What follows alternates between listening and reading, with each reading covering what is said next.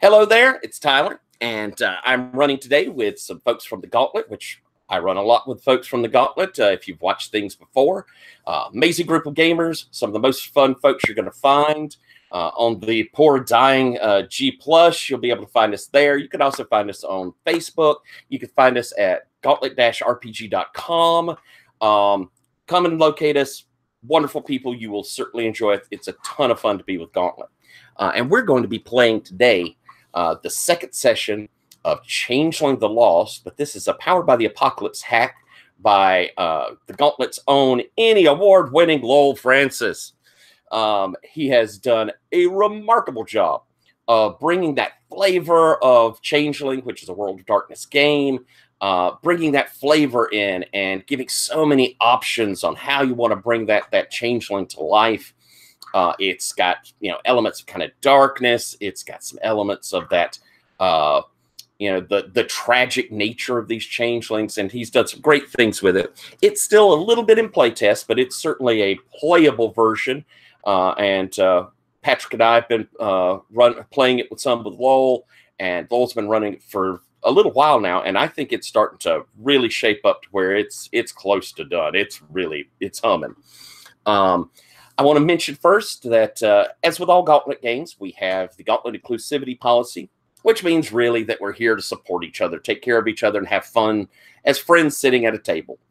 It also means that should something, come up, we have an open table policy. If something's bothering you or something, becomes problematic, feel free, take a few moments, walk away from the table, just say, give me a moment. That's fine. If you need to, you say, I just got to go. That's fine. It's an open table.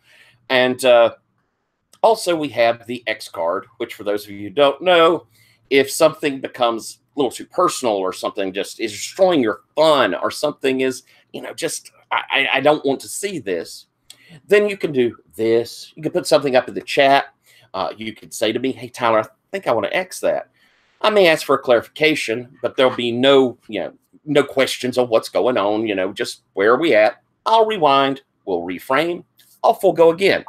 I do say, though, that sometimes, since we're friends, there might be something you want to say or some reason that, something you got to get off your chest. That's perfectly fine, too. We have our chat, we have our event page, or we can take a moment here. Again, we're all friends trying to have a good time together, and this is here for our safety to make sure we have that. We've talked a little bit about some things, some lines and veils that we want, which we have, no assault on the helpless, no sexual violence. We are avoiding things like animal cruelty, but we established those last time. We are missing one player, had a late dropout, which is a shame, but Darren will be back with us in the game coming forward, so we will see Ash Nickel more. But for this game, we're just going to run with our three. And so with that, I think I'm going to have our players introduce their interesting characters. Patrick, I think I'll start with you. Tell us a little about your character. All right, so I'm playing Ditto, who's the Darkling playbook. I went with a mirror skin Kith, and he's part of the Winter Court. He was taken basically to be a mirror of mortals that came wandering through this cursed and traveling wax museum, and his keeper would make fetches or representations of those mortals off of his imitating them and try and steal parts of their souls while they're sleeping or call them over into the hedge. That was all very nasty. I don't do that no more. Promise, totally. Good guy. But I can still turn into other people. I have mirrory, sparkly skin, and people have a weird ability to just make me appear, or I can just appear next to people. I sort of travel through darkness. I wanted to highlight my entanglement of I've been ordered by my courtly superior, Ashwine, to undercut Legion's Lost, also part of the Winter Court. And I'm reluctant to do that because I have feelings for Legions. Oh, complicated stuff. Can you answer? Could you answer me real quick? What is it? Why is Ashwine wanting you to undercut him? Legion's lost. It's because Ashwine, who's the Prince of Winter currently, is in an unstable political position. Like, people are getting tired of him, have sort of started to turn against him, and Legions is very charismatic. People really like him and his ideas, and he's sort of like, if Ashwine were to be deposed, Legions would be the next obvious person to take the princeship. So he's trying to get me to work against that proactively. All right, excellent. Anything else you want to tell us about your character, or does that got us? I think that's good for now. All righty. Well, then, Matt, why don't you tell us about your character?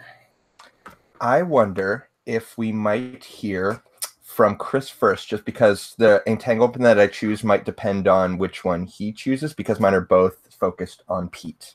If that's Okay, that's cool. Is that good with you, Chris? You mind that? Sure, no problem. All right, Chris, Thanks, Chris. tell us about yours. Okay. Humorous Pete is a rot eater beast. His changeling mien is that of a humanoid hyena person, basically. He is, in addition to that, an absolutely impeccable dresser. He is always wearing a formal suit of some sort, and usually some sort of hat. He is he has basically effectively his own lair set up at Navy Pier. He is basically effectively in control of most of Navy Pier, since it's all part of his den. And he is embroiled back and forth with various courtly intrigues with his rival for best dressed at the Chicago courts, which is Abyssinian Max. And the entanglement I'm looking to highlight is actually one involving Max, and it is he is protecting Zetcher Mercy, who is a pitch grinner darkling of winter from Abyssinian Max, who is trying to basically pin a lot of Max's own screw-ups in various winter court intrigues on her. And Pete has been frustrating that and is still in that process. And that's what I'm looking to highlight for Pete. Personality-wise, Pete comes off as sort of darkly humorous and good-natured. He's always well-dressed. He always seems to be humming, although it could easily just be a low growl. Nobody's really sure. But he's always cracking jokes or being sarcastic about something. That's his nickname. And he is secretly, he's basically, kind of a nice guy, but he would never actually admit to that in open company. Excellent. All right. And you had said before, like you say, the den is there at the dock. Yeah, Navy Pier, which is Navy like Pier. big, huge, like pier with all sorts of amusement stuff on it. Like there's Ferris wheels, rides, carnival booths, that sort of thing. It's basically like a miniature version of Coney Island is the impression that I think is best to give for it. And if you'll remind me, what two choices did you take for your den? There's a lot of things it comes with, but what two choices did you take off the list for it as well? Okay. Oh, I forgot I meant to underline or something. Okay. For Greater Den, it is, let's see. I took Warning Signal due to his connections with all the employees there, and Well Hidden. Excellent. All right. Thank you very much. And now, Matt, tell us about your character. All right. I am playing Keenan Lydian. I'm a Finnish immigrant, a flute prodigy who was, before I was taken into the hedge and basically forced to be a pet musician for a orchard keeper. I'm sort of I'm fairly young, a bit wide-eyed, and uncomfortable with the whole city life, because before I had just come to this place and been working out of the school, and now I'm just thrust into the streets and have to figure out everything. However, I am very comfortable with sort of the deep focus that comes with being a musician and being able to think on different levels, sort of. But just street smart's not so good as far as right now. I'm an air elemental of the Kith Zephyrborn, and I sort of figured out my moves last time. It's mostly Primal Forces stuff because I figured that's what I spent most of the time doing. And then I also have scrying, so perception is good there as well. I'm currently living with Pete at the pier in his den. He's looking after me, and my friend Nadia, who he didn't really think about in the first place, but has sort of is a package deal apparently, or at least she's there often, and he's not too fond of it. And yeah, I think that's me. As far as entanglements go, I was thinking we could look at Nadia gets me access to my favored glamour emotion, but at the expense of pushing Pete out.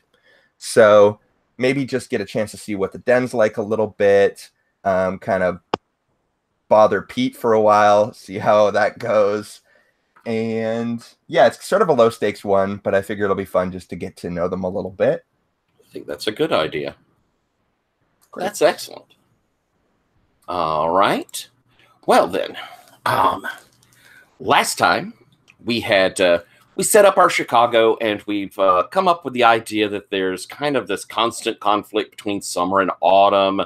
It's mostly political. There's not like open warfare or anything. And some people are saying that maybe it's because of the climate change that's going on in the world, or maybe it's because of them that climate change is happening. Yeah, we could see. But we have a split courts, as in each court has their own place that they kind of consider their own. And then we have a central part, a court for all courts, which is kind of the place where everyone can come together and where formal things when the courts meet. Let's see. Anything else? Oh, if you hear any growling, that is my donkey. I'm sorry. Everybody sort of is under the impression that their court is doing the best. Obviously, all courts can't be on top, but everybody seems to think they are. And for the most part, the courts deal with the mortals of the world kind of on an individual changeling by changeling basis. It's not like the Court of Winter dominates one thing as a unit. But of course, there's some things that each court has an affinity towards. And those are kind of our set for Chicago itself. And also, we had established last time that our crew, our motley, had gone out into the hedge to pick up something for our missing motley mate, Ash. He was wanting to pick up something from the goblin market, and in the process of needing trying to bargain for this, had been kind of given a task to tattoo something on someone for this goblin. And so the group had gone out into the hedge to find a particular thorn from the hedge, and they had discovered it. They found it, and it had caused Keen a little bit of discomfort when she plucked it. But this Pete had taken it, and they had sealed it away in a bag, and Ash had it. But about that time, they had seen this sort of black, horrible mass moving through the hedge. And as they were looking over at it, a figure of a young lady comes trying to pull away from it, completely coated in the blackness. And our motley ran over there, and using that thorn had pulled the blackness away as it had gone back into the hedge with the big mass, and left this young lady. But as they were talking with her, she was very distraught. She was aging quickly, and she had told them that the doctor was searching Dr. Holmes. And that is where we had left off. So, first off, does everyone have the roll for your party? It is It's on our basic tab, but I'll do it real quick and add it up here for us. There it is. And it sounds like we all have our folder open, which is good, with our character keeper.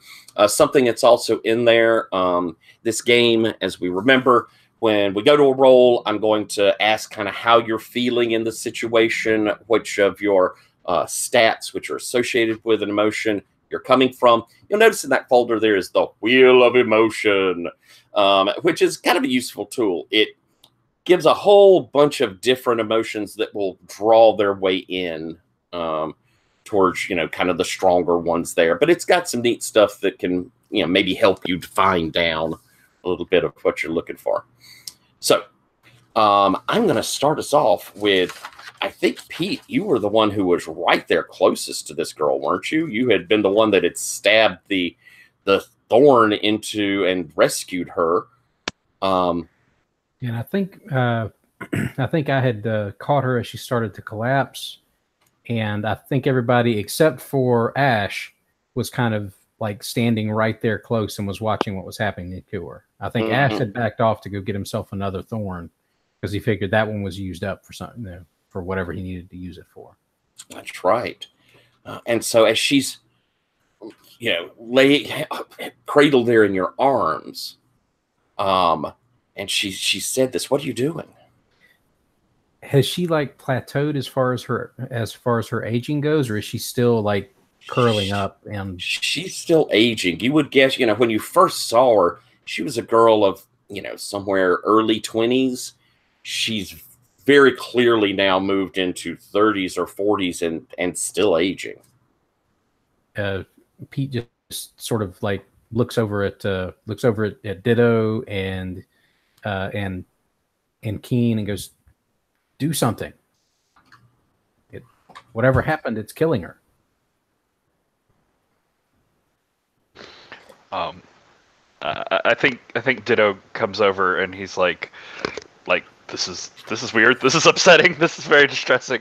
But he's looking over and sort of feeling her face where it's like changing and growing and aging. He's like, no, wrong costume, wrong outfit. It's wrong. You need a different look.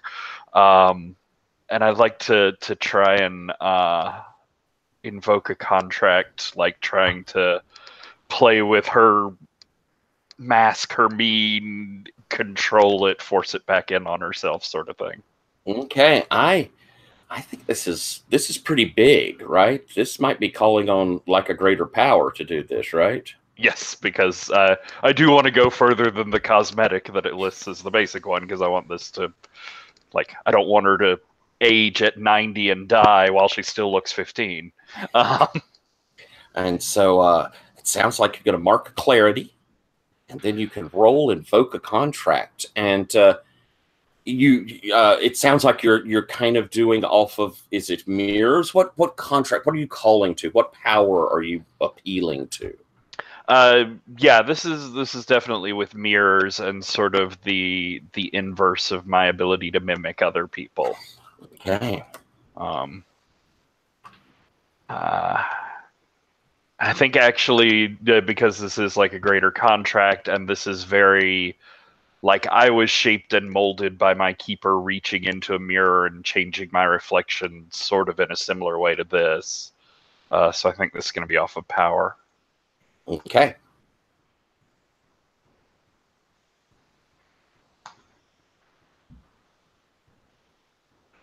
It's a 9. All right. Could we spend some of that trust pool to help out? Maybe bump that up a little. I think that's an excellent choice. Yes. What Pete would try to do is basically one of the key components of the beast is that sort of fearsome vitality, and I think he's going to try and allow Ditto to tap into that to kind of counteract the force of time on her and see if that helps. Excellent. All right. Well, that lets you roll an advantage, Patrick. So you can roll another die and take the 2 highest. right. That is one better, which takes it to a 10. Yes. Nice. Bravo. All right, the two of you working there together. And so on a 10, So you get on to a name hit, the catch. yeah, and I choose one below, which I guess it's sort of changed the environment. Mm-hmm. Or you could, I'd actually looking at it thinking, taking hold of something vulnerable or exposed. It's in a way taking that age, that, taking this vulnerability out of her. Yeah, I like that. Okay. So on a 10 plus, I name the catch. And in the folder, we do have a catches list there with some examples, or you can come up with something on your own. But that'll give you kind of an idea of stuff that's like as an idea there. Let's see. It's a fairly.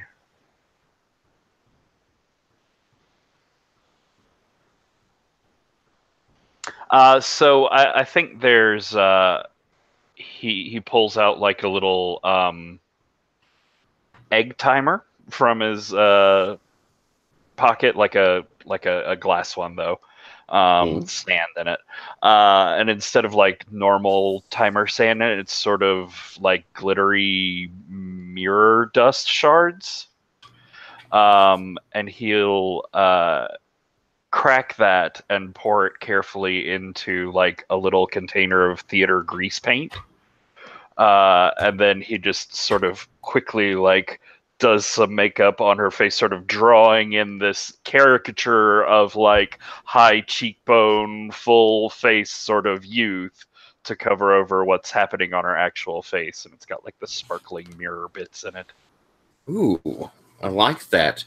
And as you do this, and she returns to that 21-year-old looking rather pretty girl, but looking at her clothes now for the first time, Keen, you're recognizing that these clothes are very out of date. I mean, she's got a full like belled skirt and a tight bodice on. Her hair is done back kind of demurely. No makeup on, which, she's been running through the hedge. Who has time to put on makeup? But, there's a look to her that just, she looks very old-fashioned to you.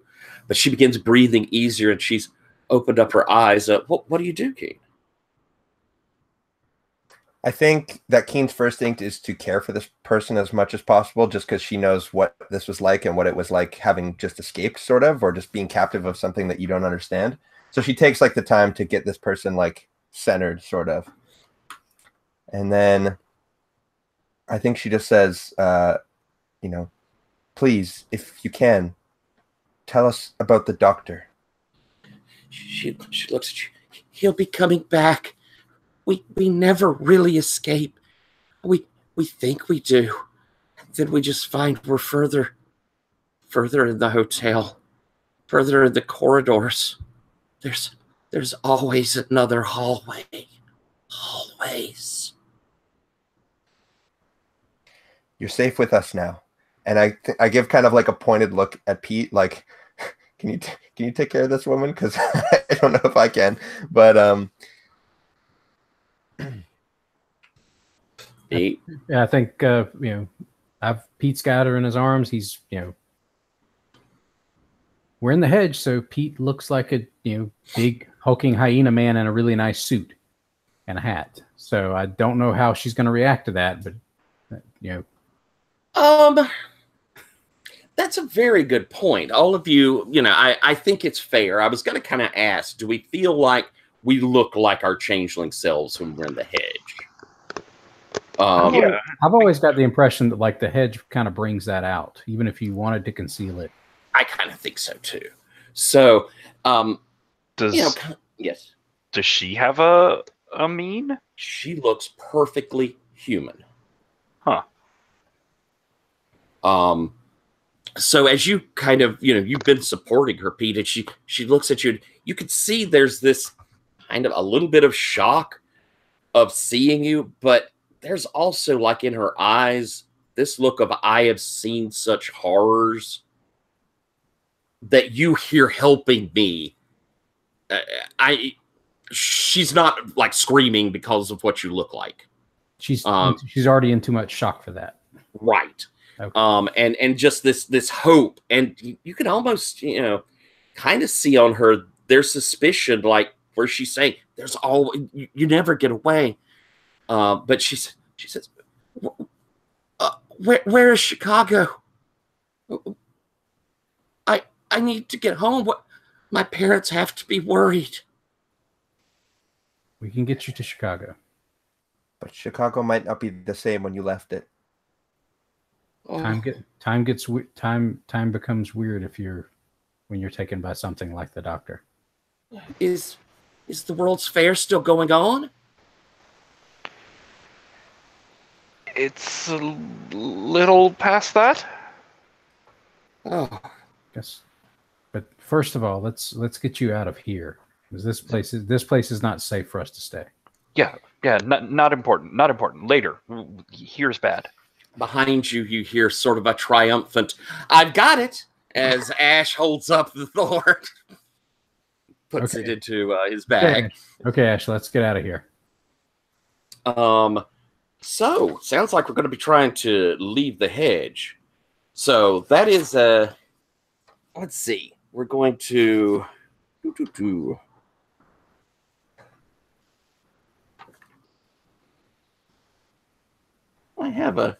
there's a going into the hedge.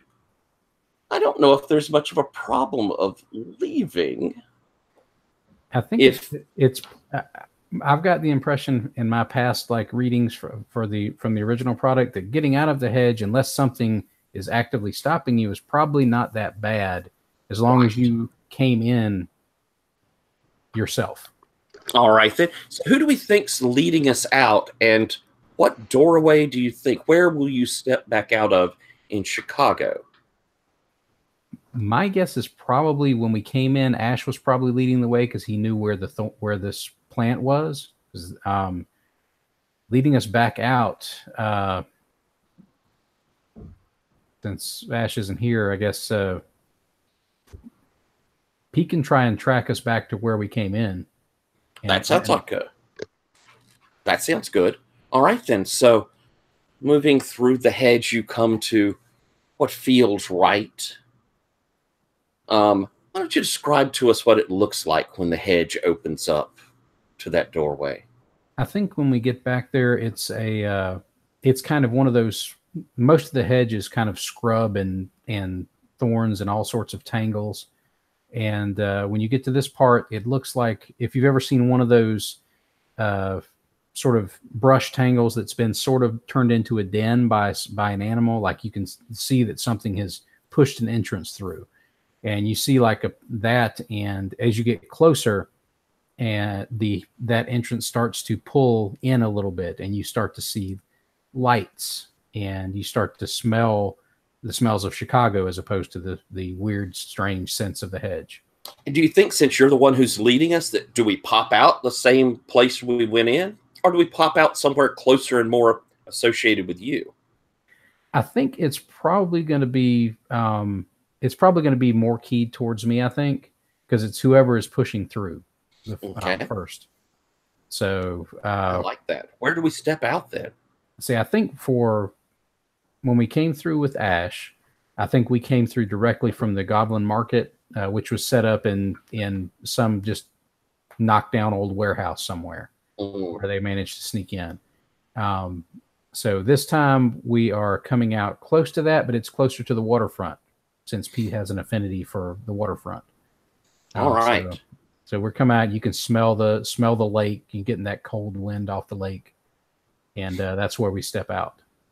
You step out, and you're off an alley. It's not like you step directly onto a busy street, but as you step out, this alley, you can kind of smell the garbage, and it's Chicago. There's always a bit of a smell to a big city, any big city. Chicago has, it's a wetter city. And there's kind of the smell of pee in the alley, and, the garbage cans are here. And as you step out, a big truck goes by the side of the opening of the alley at the street. And this girl with you goes, ah! Ah! No, and shrinks back from it. It's just a busy street, big automobile. It's huge. I've never seen any autos that were that large. I think that may be one of the things that might have changed since the doctor took you. She's looking around, and you can see she has kind of looked the alley, watch that, look at, and then she looks up and sees the skyscrapers lit with all of the lights. Oh my gracious! Oh, Catch her. I was kind of expecting something like that. And so the three of you are there with an unconscious young woman in your arms. Ditto, what are you doing? I don't know. Looking around, where are we again? You're in an alley near the lake shore. I'm going to say because, Pete kind of led you, you're not really far from Navy Pier. Gotcha. We need to not be here. This isn't a good look. This is not how people wander around. I mean, maybe she's drunk. That could get away for a little while, but not a long time. We need to be somewhere else. It looked like the wrong thing. I think you're right, Ditto. So and I think I need to support her in some way. I need to prepare her for this world. I think at some point that I would like to, because this is something I think I'm a little more adept at, is some of the dream stuff. I'm a little newer to it, but I would like at some point to maybe enter her dreams and support her so that she could like clear the condition, whatever condition she has, which is like all this badness. I don't know if there's a really cool idea thing there, but it'd be cool for me to at least kind of sort of prime her to experience all this. I think that would be awesome. I haven't gotten to see a neuromancy working in this game yet, so that'll be really cool. I haven't either. So how about this? Do you think that here in the alley you want to do like some sort of support, or do we think we want to get somewhere a little safer where you can do that full neuromancy? I think that would be best. I think it would also be best maybe not to try and get across the city with a girl. So maybe somewhere that's quiet, that doesn't have the skyscraper in full view. Like if there's any park or something like that where we can just bring her back and sort of talk her through it. Does that make sense? Are we near the den? Right, I guess we are. Yeah, you're not far. Yeah, we could try to get there. Navy Pier's a little busy, but we could try and play this off as some sort of cosplay thing. She is dressed like someone at some sort of LARP. Yep.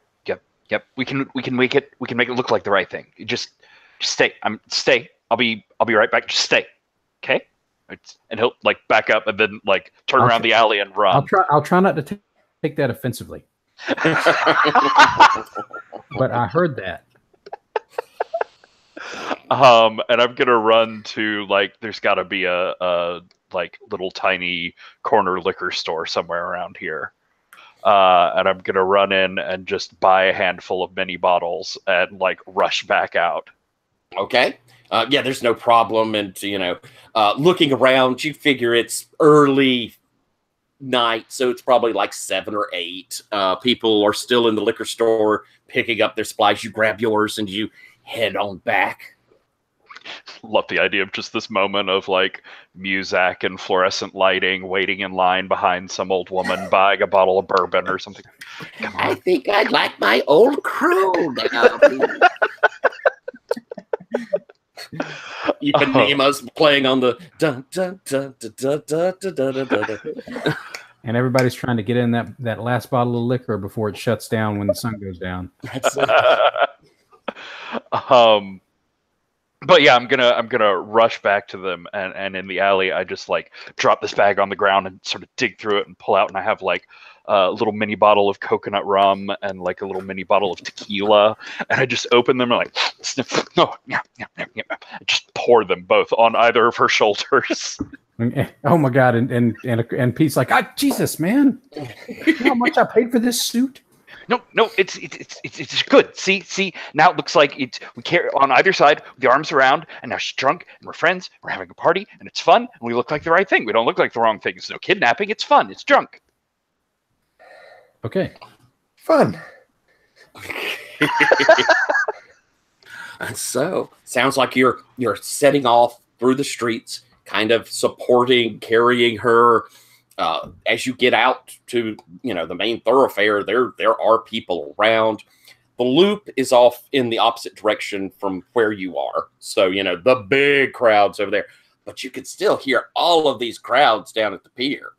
And so as you're moving through, as we get to like the edge of the alley, like PbtA will definitely pull out like a little mini bottle of vodka and like slug it back and just offer it to anyone. anyone take a drink? No, just steady nerves. It's just a lot of people acting, playing a part. I think PbtA is too much for me. Pete leans over and says, "You know what? Sometimes the easiest way to be conspicuous is to be ridiculous." So Pete starts singing loudly and drunkenly, and like as they're walking down the street, he's got like his arm around her, like he's supporting her, and like is kicking his feet out, like in some sort of ridiculous dance. Excellent. Oh my goodness. All right then. I think I'm going to have us roll an escape, because I think that the choices that fall in on there could make this very interesting. Sounds like, I think, Ditto, you're probably the one that's kind of taking the lead in this. And then we can have somebody maybe support if we need to. Because at the moment, we started that with one mark in our trust pool, I believe. And so currently we have none. But if we have to do a support, then someone can roll a support and add as a choice a trust. Okay. How are you feeling about this? I'm definitely feeling nervous. No, I think does that fall under fear, probably. Yeah, like insecure, anxious, a little bit foolish. Yeah, that all falls under fear, which is not my worst set.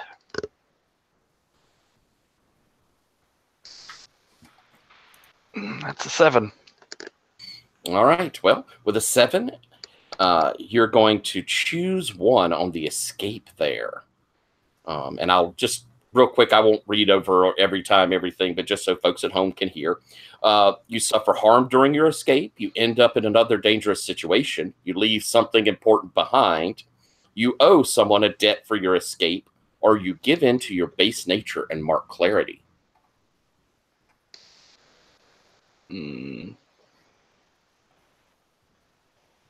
Should I have a thought. What was that, Matt? I was just gonna. Should we immediately go to try and make this not a 7? But I'll hear the thought from the GM.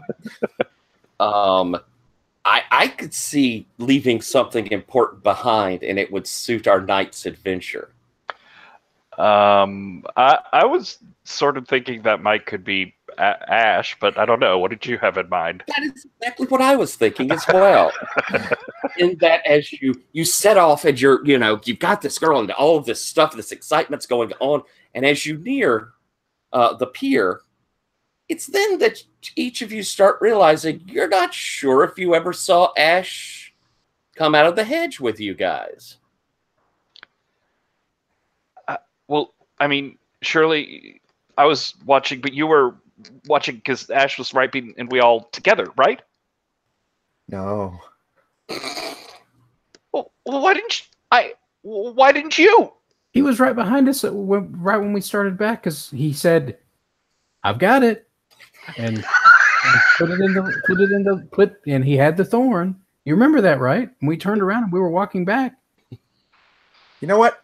Ash always thinks that he knows best, and he wasn't even worried about helping her. So as far as I'm concerned, he can make his way out of the hedge just fine on his own, right? I mean, he's smart. He's wise.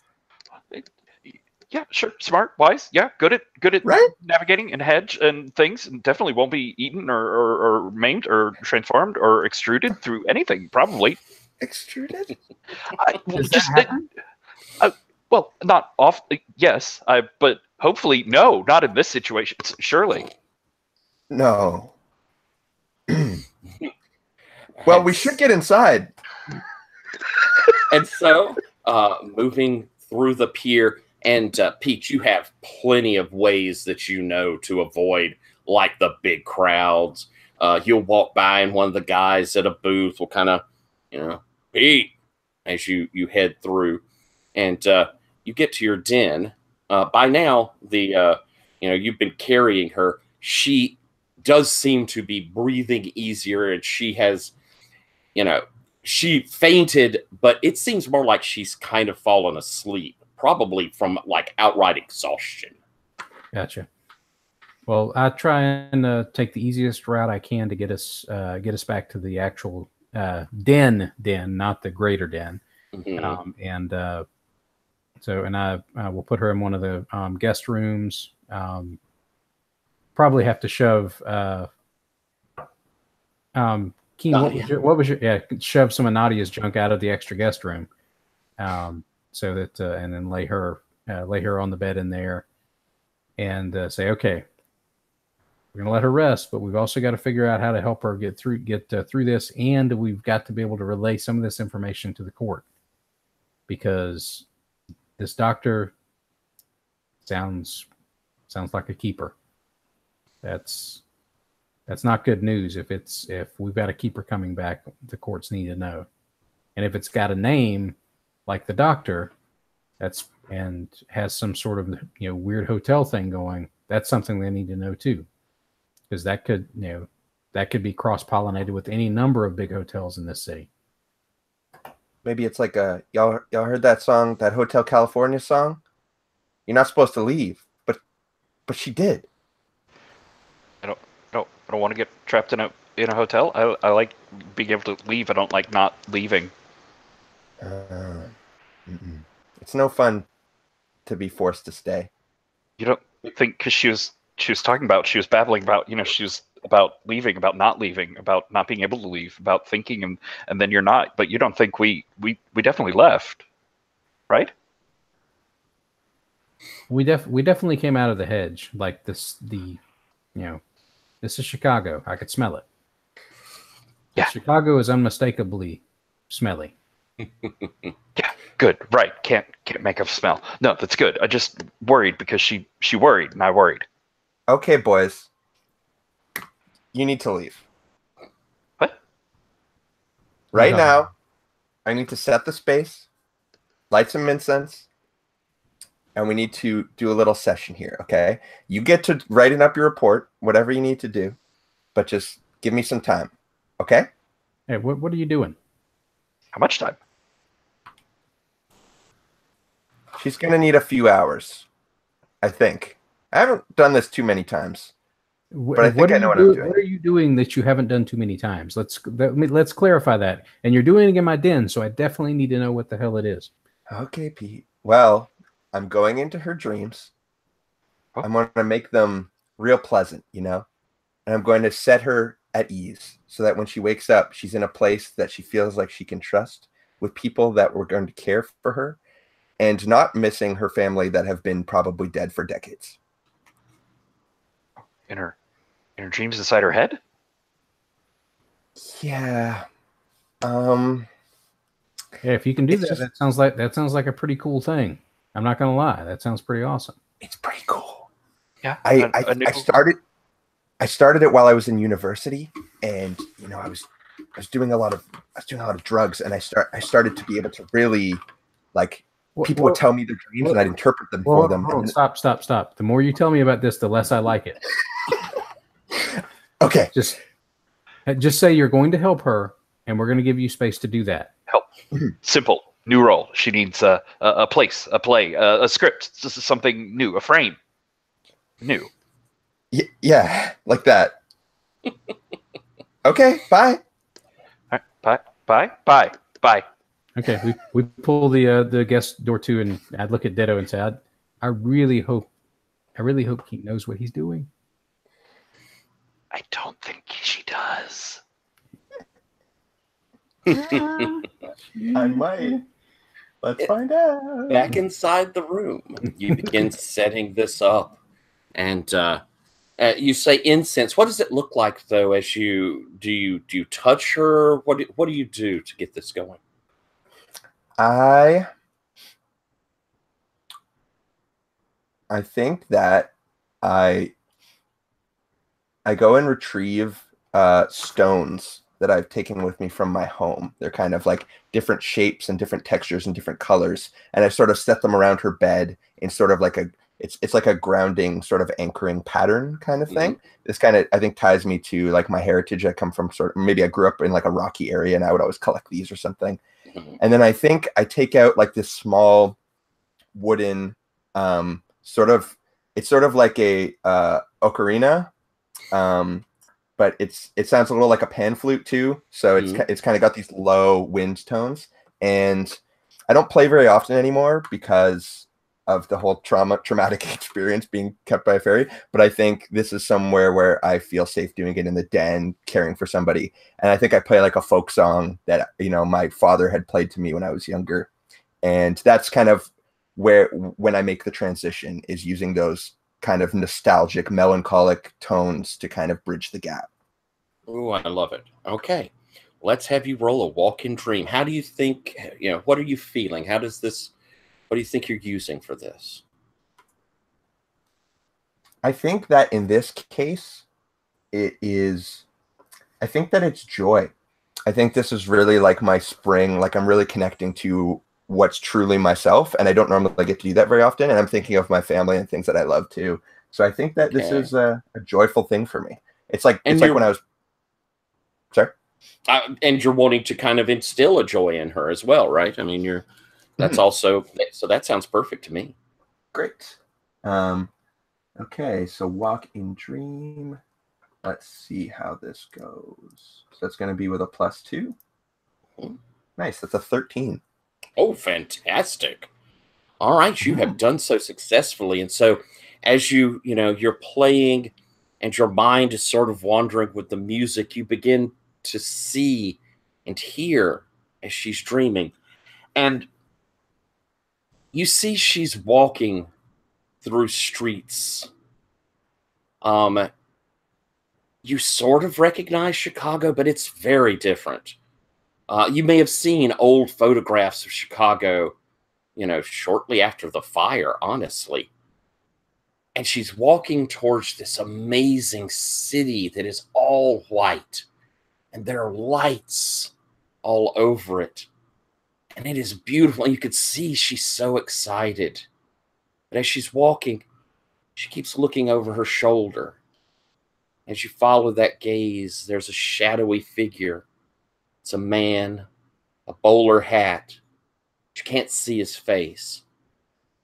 He's always just right behind her walking. Now, you can you study or support without their knowledge? You could use, I would, you could do either. It's or both. This might be a case where, just because I haven't used all my other moves yet, it could be interesting. There was a move I was thinking about taking called Dream Sculptor, and I wasn't sure if I was quite ready to do that yet, but it could be something where like this is the first time I'm actually sort of doing it. It's a perfect choice in play, yeah.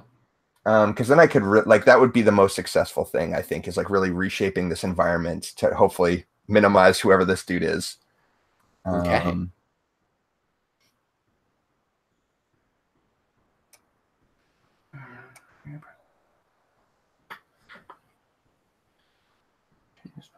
Okay.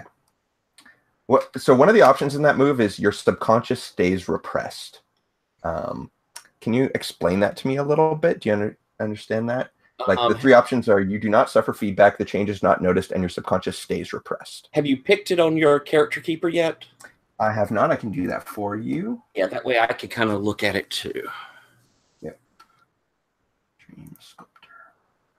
There I have. Oh, and that one option is not visible, but there we go. Increase this.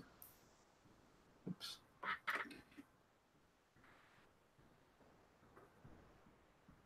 All right, and so that you say that option was repress subconscious. My subconscious stays repressed or suppressed. I'm looking over in the data section, so you can see the full move there. But yeah, the words are your subconscious stays repressed. So the whole move is when you remake parts of the dreamscape as you see fit, describe what you take from the dream and what it becomes, then roll. So Okay, this might be like a changeling thing. My guess is that what that kind of is supposed to say is that, say you're going back through some traumatic memory, and in the case of a lot of changelings, the actual time, their duress in the hedge or in Arcadia, they suppress it, and because it's just so terrifying, so horrible and overwhelming. In what it would be allowing you to go in and delve into some memory, some traumatic memory, and kind of detach and pull what you need from it without unpacking that entire trauma, I think is probably what that means. Right. Okay, then I think I would like to roll this move. It sounds very cool. Mm-hmm. So I describe what I take from the dream and what it becomes. So you're saying that she's seeing this like white city, as in like the buildings are all white, like it's like almost an angelic sort of thing? Yes. Or yeah, it's got this kind of Greek revival look to it. There's a massive golden statue there. There's people. You can see all these people walking around. But Chicago, this old-looking Chicago's around it, but this city is just glistening in white with the lights, and everything is painted white on it. I feel like I want to make like that, as in the destination she's trying to reach, more aligned with what current Chicago looks like, so it feels like right to her. It feels like she's destined to kind of go there or be there, like it's pulling her in, and hopefully make our city more comfortable for her to do.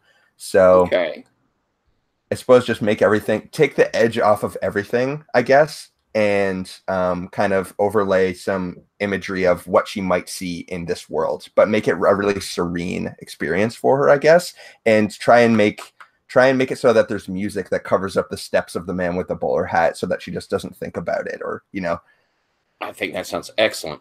Why don't you roll that dream sculptor then? What do you think you're using with that? I'm hesitant to do the same thing, but I do wonder if it just is that. I mean, it can be. I think this could also be fear as well, because I've seen what the dream truly is, and it scares me. But I'm still like, overcoming it to try and make it easier for her. And taking away fear still applies as a fear roll. So that's perfect, yeah. Great. Then I will roll that. Ooh, that's bad.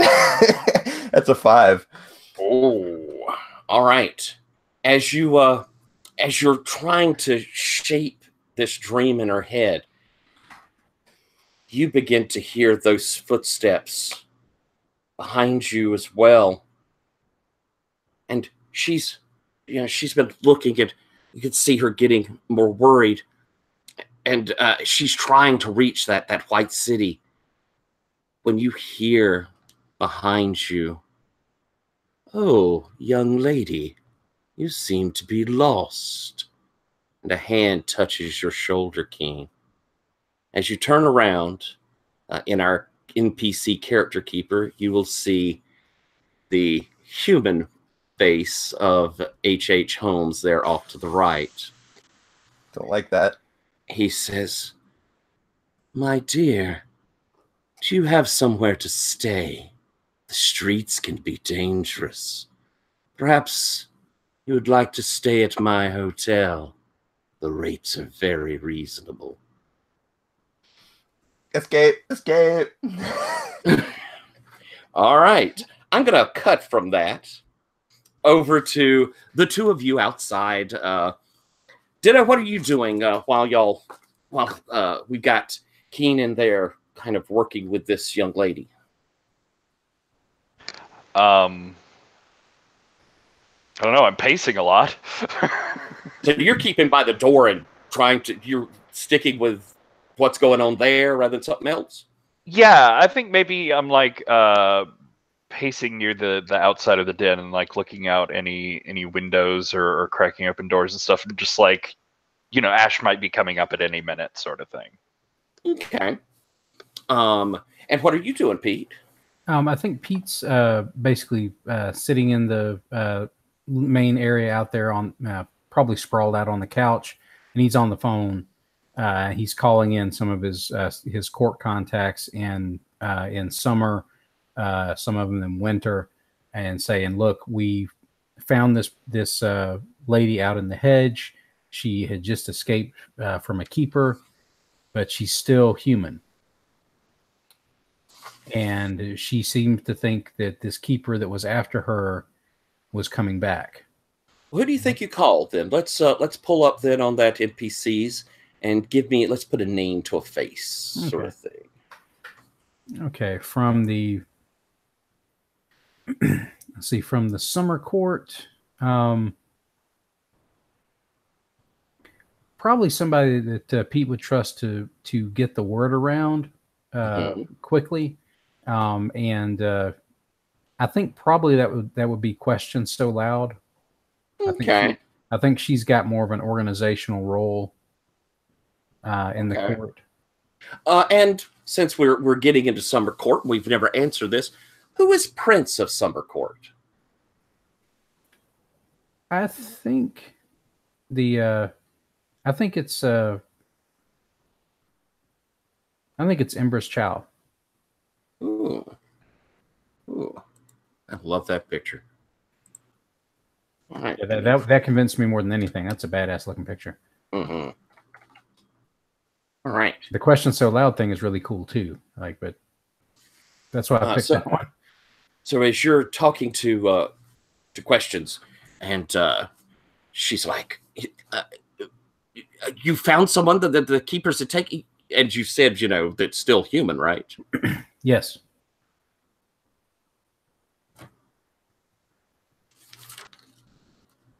Oh, thank you, Patrick. I'm sorry. Yeah, because that's not something Lowell had officially added back in. We just talked about it last time we played with him. So that's it out of Urban Shadows. Gotcha. Huh.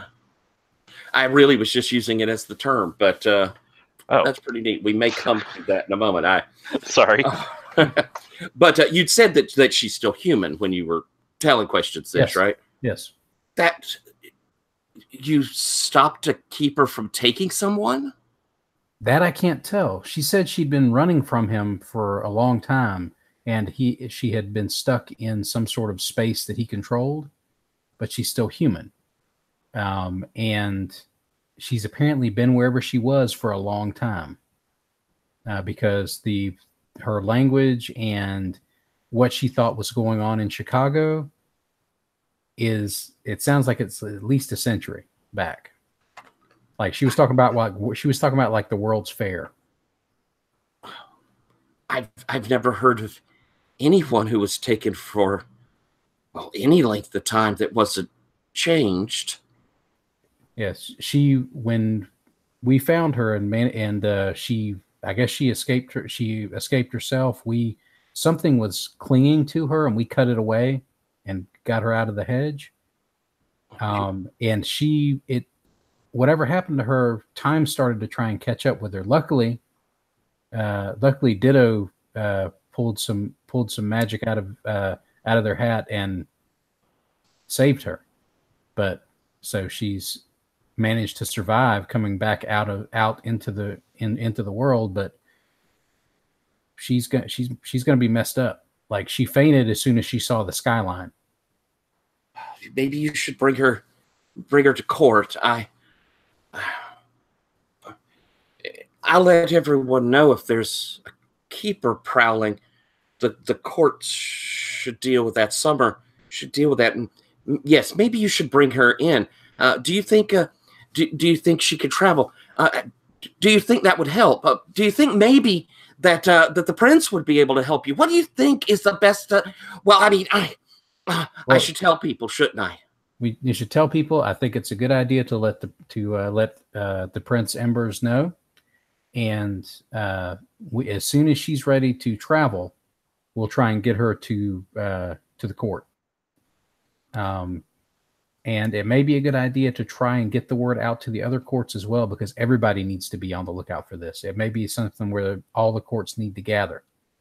Well, the prince should answer that, shouldn't she? Yes, but that's my suggestion, and that'd be my suggestion, because this is big. If it's a keeper that can pull that kind of thing off. And you're okay? We're okay right now. When we came back through the hedge, we lost one of our motley, and we still haven't been able to make contact again. Who was it? Ash Nickel, not Summercourt. I'm trying to. Oh, Ash was again questions, and I'm having trouble. And so you do that, and if the prince needs to get in touch with us, she's got my number. She can call. We're here. Should I call you back if I hear anything? Yes, and then he says, "Okay, bye," and then hangs up really quick before she can start asking more questions. All right, Ditto. As you're kind of moving through the room and looking out, checking, see things coming, moving by the guest room, you hear. It sounds like Keen, and it sounds like this girl. And they're like mumbling. You could hear the girl, no. And you, I think, what does Ditto hear you say, Keen? As this man has put his hand on your shoulder. I think Keen gets a little angry again at, she shouldn't be, because this person is very powerful, but she just says, like, not again, like pretty loudly, I think. So Ditto, you hear that inside there, and I mean, there's no doubt both of them sound alarmed. So I think I'm sort of there at the door with my ear up to it, and like I reach down towards the handle and I pull my hand back and I listen at the door again, and then I go to turn away and then I turn back around and I reach down towards the door handle and I sort of slap my hand and I think it. Then I just reach down and open it. She said like she needs to be alone to do this ritual, and I don't want to mess up the ritual, but it sounds not good. The room is filled with smoke that, it smells nice. The candles, you see the rocks laid out. You could see Keen with the flute there, but the music has stopped. And you could see on Keen's face this, kind of look of fear, though her eyes are closed. And hovering between her and the girl is this sort of roiling blackness that has like little threads going towards both of their foreheads, both of their minds. Does Ditto say anything to Pete about what he's seeing in there? Because I'm guessing Pete's got his back to the room door while he was talking on the phone. Yeah, I don't bother you on the phone. I was just like peeking my head in to make sure that everything was okay, and then it's not okay and it's weird. So you say something? No, I think he like slowly creeps forward, like he's very unsure, but he's like reaching his hand out, and I think maybe he like touches that strand that's running to Keen. You reach out and touch it. Do you think are you trying to study it, or are you just going up there like to try and pull it away? What is the purpose of it? What are you thinking of doing? I guess I'd be trying to study it in some way. Just, yeah, I guess so. Okay. So which did you say? Trying to study it? Yeah, I mean, as far as I got with thought was, I am going to touch it. Okay. All right. If I could see that being a study, certainly, but I hadn't made it that far yet. Okay. As you reach out and you kind of, your fingers go through it. It's like smoke. As you do, you feel like this burning tingle, and you can feel the anger and the sadistic glee of it. Why don't you roll a study? All right. Sounds. I'll go with anger. If it feels angry, I can try and understand that. I'm studying furiously. Come on, just do the thing. You want to? Okay. Oh, there we go. That's a 9. Ooh, very good. So you gain 1, so you can ask a question or you could reveal a detail yourself. And I'll go over this real quick because I'm not sure if we did a study before, but for folks to hear. Ask a question about a situation or place, like escape routes or hidden details, biggest threat, dangers. Or ask a question about a person, like their motivations, their desires, their intentions, or their means of manipulation. Or reveal a detail. And I think this is really cool. Declare something which changes or adds to the established fiction significantly, as in you get to tell me something that's going on there. I don't know if I'm not leaning to which one you should choose, but those are our options. And I think that last one's really nifty.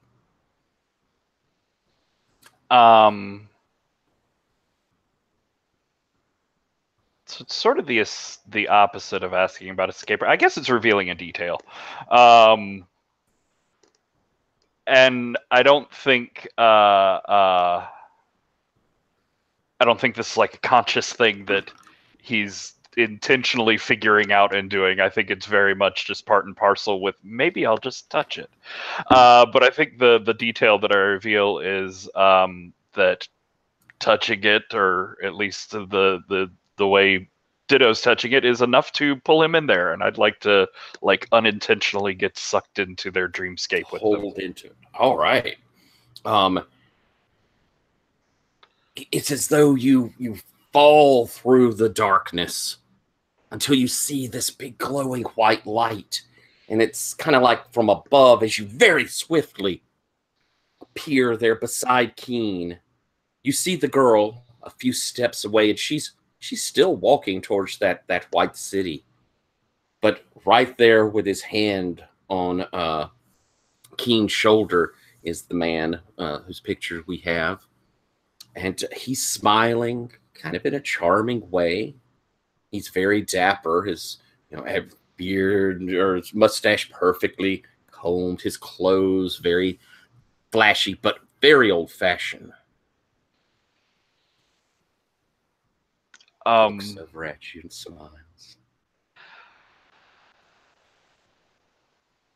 I see that, and this is all like this all sort of screams keeperiness, especially after what we know about it. So I think as I'm landing, I just sort of instinctually reach for what would be equal to intimidating, scary to this thing, and I think I land looking like my keeper, the Waxworks curator, to like yell at him and confront him and get him off of mine, sort of thing. Okay. Do you just to clarify, this is you putting on something that you think would scare him. It's not like you're trying to read something off of him, right? And imitate. This is okay. I'm going for my mimic move, and this is the one like go-to image I have in my head of something that would be powerful enough to confront a keeper, which is another keeper. Oh, it sounds like the worst idea. This is a series of bad ideas.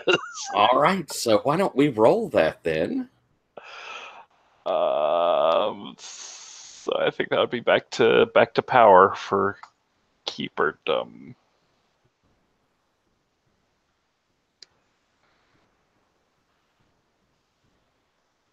It's a 9. 9. All And right. let's see. You can appear to be someone you've met and interacted with. Roll on a 10 plus, blah, blah, blah. On a 7 to 9, your guys will not stand up to close inspection, but will pass for a time with those who know your subject only slightly. Okay, so you appear there.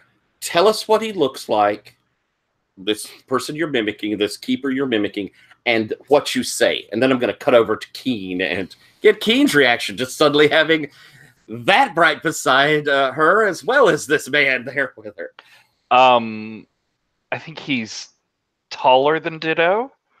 And he's in sort of a very shabby, like tweed and elbow patches sort of suit. But his face is like shiny and plasticky and you know, like waxy and sort of a little bit out of proportion and distorted. And then his hands are just like, it's like his fingers are dripping wax candles. There's just like falling off of it, and sort of like the, like you see going down the side of like candles that have been burning for a while. Ooh, that's creepy as fuck. All right, and what do you say? And I just land right beside them and like push on the he looks like Holmes, or a shadowy thing. What does he look like? He looks like Holmes. He looks like that human exactly there. Yeah, I just sort of like shove on his shoulder and say, "No, mine. She is mine. She is mine." Keen, how do you react to this? Keen was thinking about maybe being a hero, you know, and trying to stand up to this Dr. Holmes to protect her new friend. But I think this is like too much. And she's kind of thinking about our friend too. I suppose I haven't got her name yet, have I? Yeah, But I should ask her when she wakes up. But I think I would like to try to have us escape, especially if there's no way that I would know that this is Ditto, because this is terrifying. Okay, I think that sounds good too. But first, I think I'm going to have you roll a stay strong so that you can keep yourself together to go grab her and try and escape. Sound fair? Sounds very fair. Inner turmoil? There is a stay strong move. Right. Oh. It's just whether you're pointing this, Tyler, more at like physical or emotional. I think yeah, I suppose it is inner turmoil, isn't it? Because you're trying to keep yourself together is what you're wanting to do. So yes, thank you, Patrick. We will go with inner turmoil. Great. What do you think you're feeling at this moment there, Keen, to be pulling from? I think I'm still terrified. That makes sense. Yeah, I already had like my last keeper. I was very scared of all the time, and I learned to function in that state. So maybe I think that's why I have a +1 there. But that's what I'm gonna roll. Excellent. Okay, that is a 9. Okay. There might be an easy choice in this, kind of. Flee the scene, though I may then say that you don't take time to grab her when you go. Mark clarity or mark a condition, which it would either be the drain condition or fear. So can you clarity is the idea that I'm sort of detaching myself from my changeling nature? No, it's that you're falling more towards that fayish changelingness. You're going a bit crazy. You're becoming more fey-like. Okay, I would like to mark clarity. All right. Mark that clarity, and it sounds, you see this going on, you rush over and grab her, and you're trying to get out of Dodge. So I think that's going to be an escape move. Great.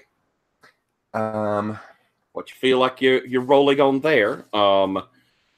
Again, could be fear again if you think it is, or it could be something along the lines of, there's power that's in there, or anger, or... Yeah, I think it's power. I Okay. think maybe like, because we're still in the dream or something like that, I'd like our escape to be like an airborne escape, sort of, as if I just like grab her and just like jump up into the air or like off of something. Gotcha. Still showing you're in control. This is your dream you're working with. Good show. Hopefully. Hopefully. I mean, I do have a +0 on this one, so let's do it. Nice. That's a 10. Oh, fantastic. So I think the air, like we just feel a gust coming from behind us, like, you know, with the windy city, like, you know, a breeze just blows through a major street, and I just sort of like, you know, just jump and sort of catch it with her. And I guess I don't know how we escaped the dream, but that's what it looks like to the others. I love it. Okay, as you ascend away, behind you, you hear that man go, "I'll be seeing you, but you there, Ditto," as he looks over at you. He says, this wasn't one of yours.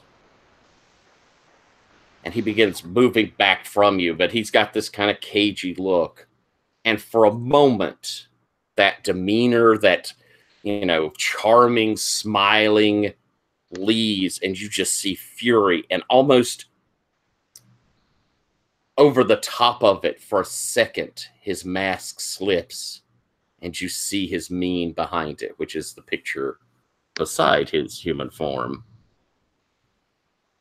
And as he steps back, this dream begins to dissolve as you, Keen, come back, and you're breaking the dream. You're pulling out of it, and the two of you wake up.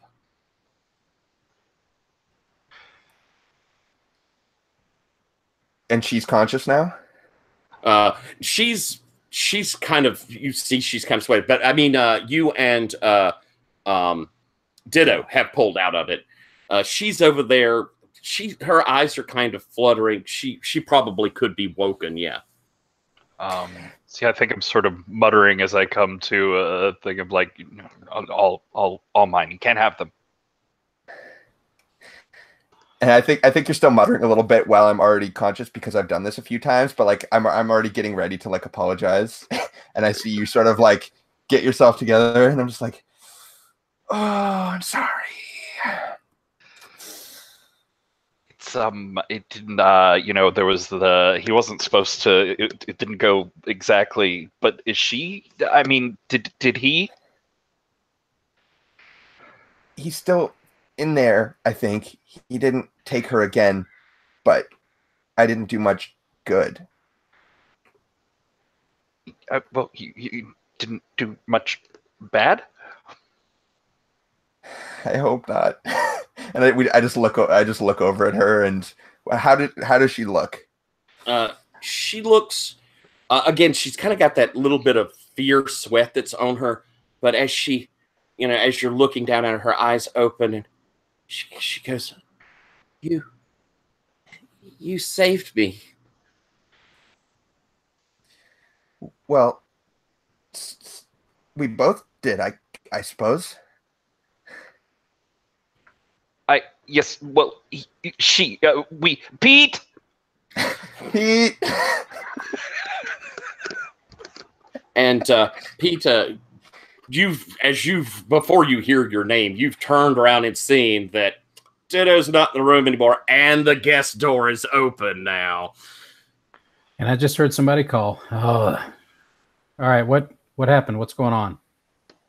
There was the sleeping and the smoke, and I touched the smoke because it was tender, and it had touching, and then the foreheads, and in their dreams, and then there was a man, he had a mustache, and a big city, and then running, and then I had wax and fingers, and I don't know what, but she says that she's doing better.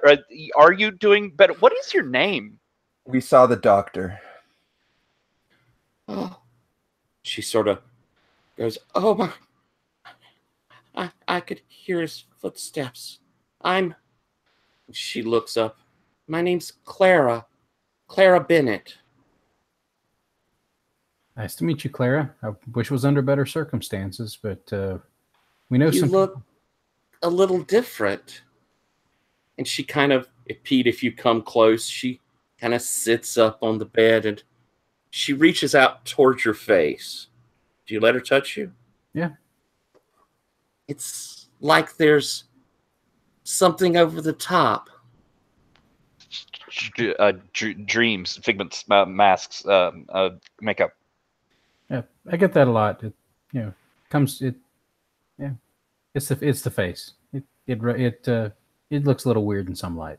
Now, of course, you're back out of the hedge. One guesses that, I mean, she's human, but she definitely seems to recognize who you were when she saw you in the hedge as this person, and kind of sounds like, and as she touches your face, I like both faces, and sort of smiles at you. And she, for the first time, looks like she's not absolutely terrified. Me too, Clara. Aww. And so I think we're going to take our break there. We will come back in just a moment because I definitely want to have Nadia take a moment since we're here in the den and in her room. And she's highlighted. I definitely want to see her come in a moment. So let's take about 5 minutes. Let's take about 5 minutes. And we'll come on back. See y'all then. Cool. See you then.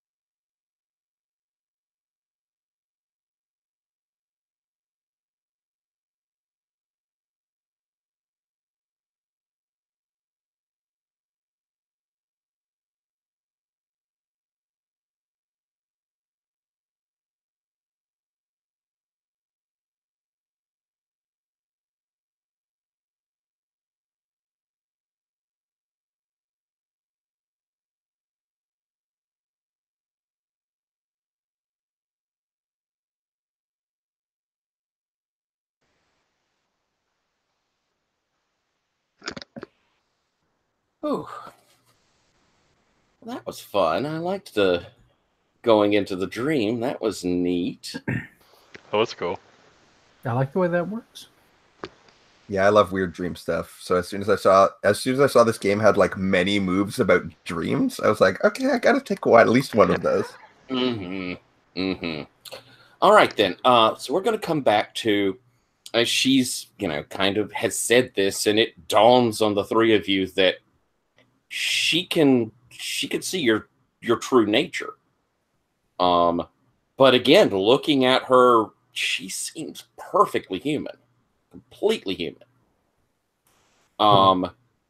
Pete, what do you say as she's I mean, you may have even heard Keen kind of under her breath, yeah, I do too, about liking your faces. But what do you do, Pete? Oh, Pete sort of rubs his other cheek and saying, yeah, I kind of like him too. Yeah. And Pete glances over at Ditto. So, do you think she might have become enchanted? She has been through a lot of this with us in the last day or so. In addition to what's already happened to her.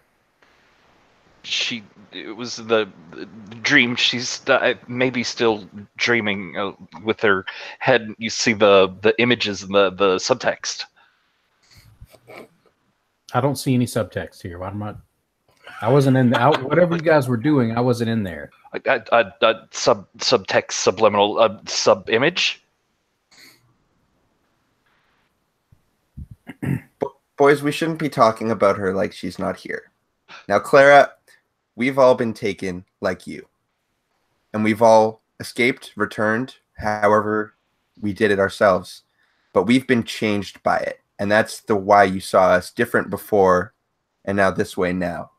However, you look the same to us. When you escaped and now.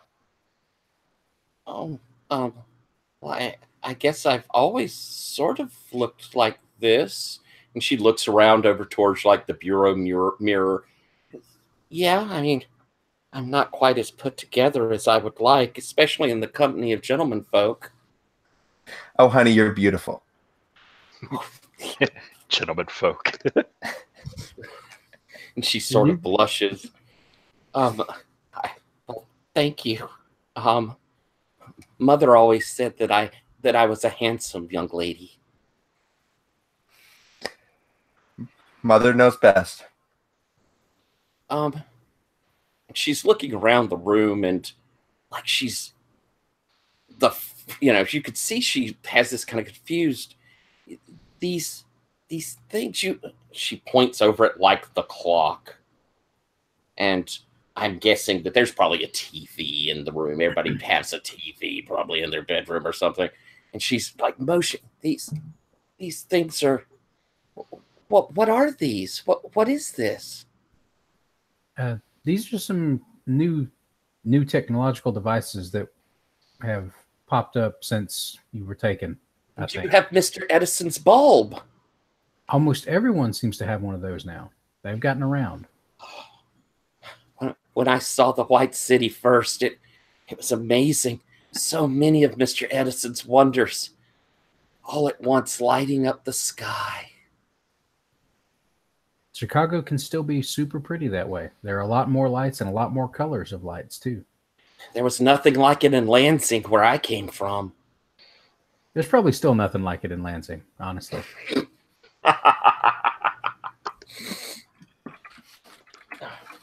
So we're going to kind of pull back to a little meta here of, is there anything y'all would like to talk to her about? Any sort of thing we want to deal with her here at this moment?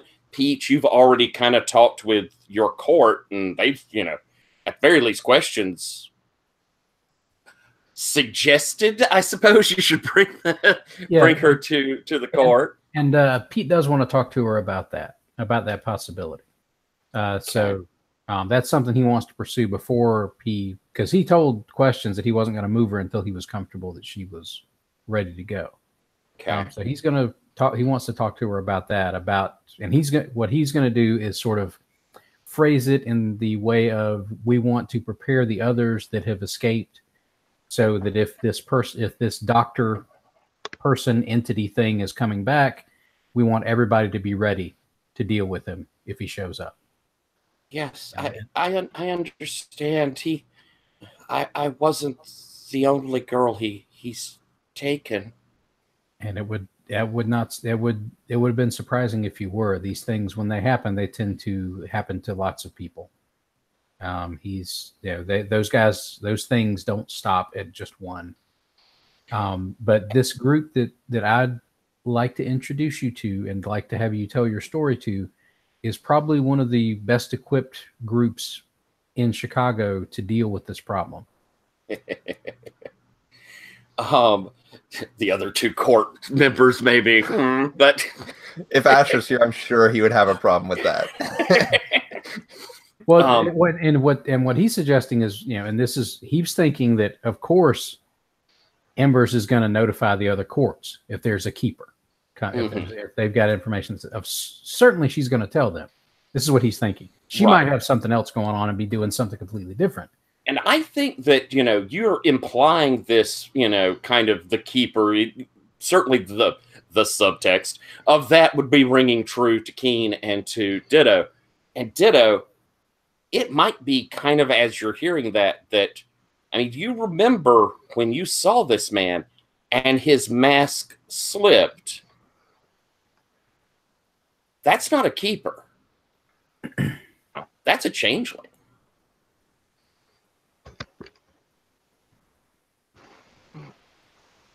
But no, he had faces, personas, wearing mask, makeup, it's film. He, like you, faces, two faces.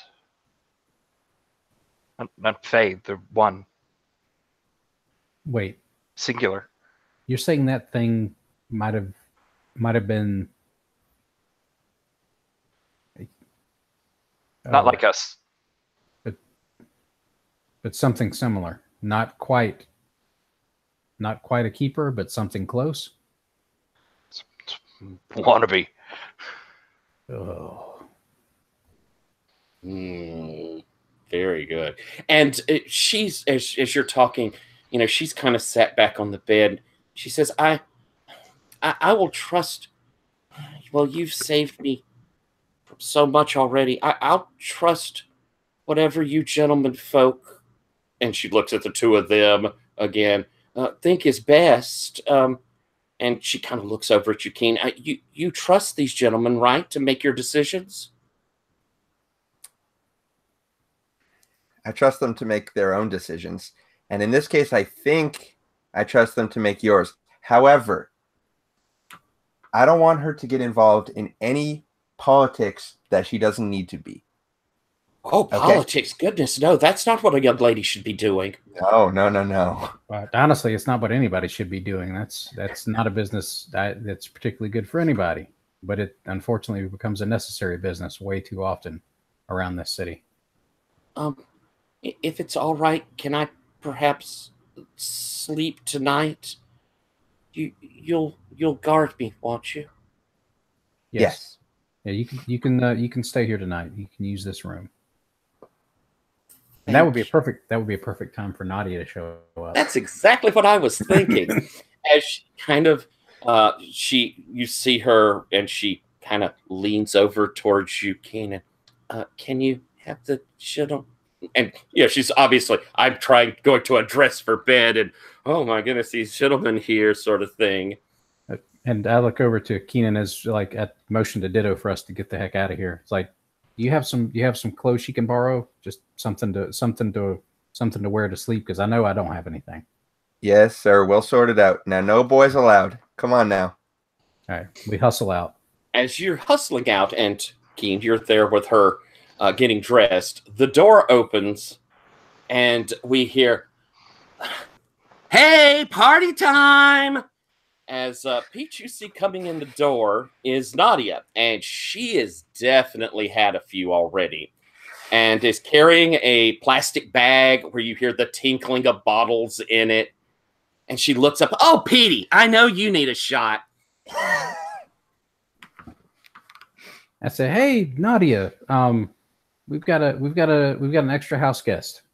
So were you in my fucking room, Petey? Well, there was it wasn't an emergency because she needed to lay down because of her injury. And then there was the cloud and the man with the horns, but it was in dreams, and then we had to. But she's in there now, and she's not wearing. She's changing out of. She doesn't have because Keen is helping Pete. Ditto, sweetie. You're saying there's a nude girl in my room? Oh, I didn't know it was that kind of party. Timing is. I'm not sure. No. Number one. Let's clarify. That is my room that I'm letting you guys use. Okay. Right now we have an extra house guest, and she needs it because she's got some issues surrounding her privacy. She's very vulnerable and feeling vulnerable about that right now. So she's very old, much older than she looks. Yeah, she needs her own room, and you and Keenan have crashed together before in the other spare room, so y'all can do that tonight while she's here. I don't know how long she'll be staying. I don't think it's going to be long. She's going to have her own thing to do, but tonight she's say vulnerable, like some son of a bitch been messing with her. Sort of, yes. We're not sure exactly the whole story yet, so you know I'll cut a motherfucker if he's been messing with some girl. I get that, and I respect the hell out of that. But we don't know the whole story yet, so we've got to let her tell us at her own pace. Keen's working with her now, and she's very good at she's very good at talking to people and being friendly and doing that stuff, and that's what she needs right now. Is that sort of soft-spoken, friendly business? Maybe a margarita? Probably not. That would probably upset her more. She's a little bit of a teetotaler, is the vibe I get.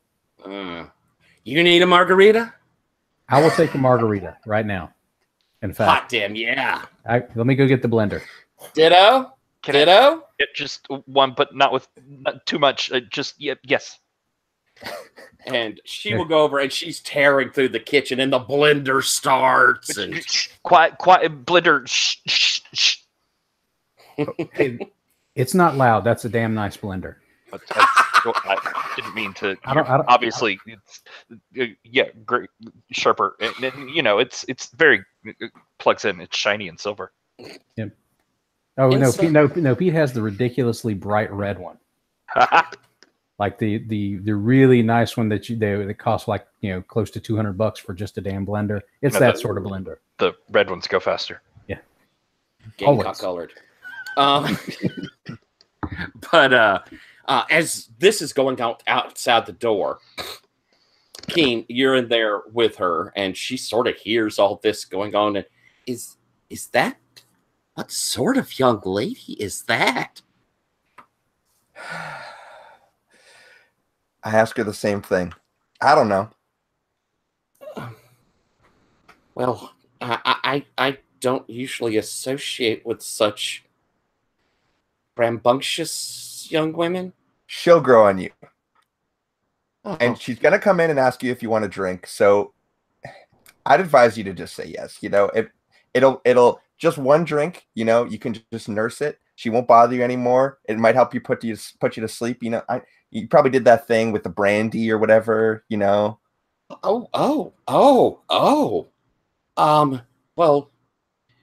it might calm my nerves. Yeah. And while she's been saying that, she's undressed and gotten herself, and as you're handing her clothes, you can see where there are old scars across her back, across her stomach. And they're from like many different kinds of wounds. Like there's a burn. There's something that I don't know how familiar it'd be, but looks like an acid burn. There are where someone has cut on her, and it's. I mean, they're scars. And as she sees you looking, she sort of puts her clothes, the clothes you gave her on. The doctor was not very kind. No, the hotel sounds like a bad place. It seemed like such a good bargain, though. I just got into Chicago, and I saw him on the street, and he told me that the rooms were very cheap to let. Yeah, he said that to me too. Oh, it was terrifying. It always sounds like that. Mine, I got off stage after one of my best performances of all time, and a woman offered me a gig that I couldn't pass up. So I didn't.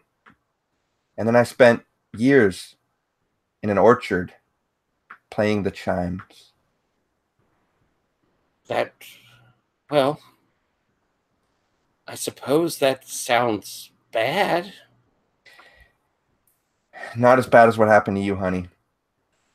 Here, let's get you dressed. We don't need to talk about it anymore tonight. We'll deal with her, get you to sleep. That might be a cue for her too. Nadia will poke her head through and drinky, and has 2 margarita glasses there. Nadia kind of looks up and yes, thank you. I will take one. That's it, Clara. Killed it. And she takes the drink, and Nadia kind of gives you a look, Keen, kind of like, what's up? Nadia, we're going to have a slow night tonight. Imagine that we had to work in the morning, like 6 o'clock wake up, Fine. So no more than 5. Well, I'm sure you're already on 4, so let's make that your last one. She kind of turns around, hands you a glass, and turns back to the other room. And we'll fade that out unless you have anything, as Clara lays down, you wish to say to her as she's drifting off, and she's very quickly going to sleep. No, I think I just throughout all of this, I want to be always kind of like holding her hand, comforting her, just like she's not ready for the wide world yet, nor am I. So I'm trying to I have a kindred spirit here. And she takes a sip of her drink as she's laying down and goes, "Oh, that's really nice." And she takes a nice big slug of it after that. And as she's, sitting down on the bed, she kind of pulls you close and hugs you. "Thank you." He won't get you here. And she lays down and falls into a pretty deep slumber. Outside, Nadia will have made drinks for all of you. When she comes out, you can see she's kind of scowling, "One drink." And she goes over and adds a lot of tequila to the half-empty glass she had. "One drink." Before she sort of kind of stomps back towards her room, leaving the 3 of you there as you come out, Keen. Leaving the 3 of us here. Well, is Clara in Nadia's room, or is she in my room? She's in Nadia's room. She's stomping off towards your room. Keen. Okay, yeah. So yeah, I think. I mean, this might not be the perfect night for, pissing off Pete with Nadia, but I mean, what I said was mostly to kind of get her to leave us alone, and she can go do her thing wherever she needs to. But if we want to sort of get to business, I'm happy to do that too. What you think, Pete? I don't know. I mean, I think there's some stuff definitely I think that we need to address before we, while she's resting here, as to how we want to present this whole thing to the courts. Because what I heard in there that whatever was after her wasn't really a keeper. Is basically what I think Ditto especially is relaying to me now. Am I understanding that right, Patrick? Yeah. That's what he thinks, at least. He doesn't know what it is. It's definitely not a changeling, because that would be wrong. We would never. It's got more faces than a keeper. I'm going to open up something for you, Keen, here. I was looking at your moves and things, and as you had made that escape from that dream, I think if you want, you could still have that bit of your wind that is slowly dissipating from that place, that dream, if you wanted to trigger your scry. I do like that. I was thinking that, while I was escaping, I might sort of like show my what is it? Not mask. What's the other one? Mean. That's it. It's like fully my mean, which is the picture on my character sheet, and just kind of like, my white hair kind of like flowing behind me, wispy, sort of like, and I imagine I had like stirred up a gale, I guess. So there was kind of like a wind blowing all around us that kind of like took us off. But I think it had kind of continued to circle around the area. So while they were kind of like having their showdown a little bit, there was a lot of wind kind of buffeting their suits and stuff like that. And maybe a little, I picked up a few whispers and stuff from what was happening there. So I think I'd like to make that move if I can. Okay. So it's going to be not read a sitch, it'll be study. Cool. So what you think you're using with that? I think this would still be power, probably, because I really was like, my transformed self in that state, and I don't get to do that often. And I was like, haha, I have the upper hand. This is my thing, sort of. So let's go ahead and roll that.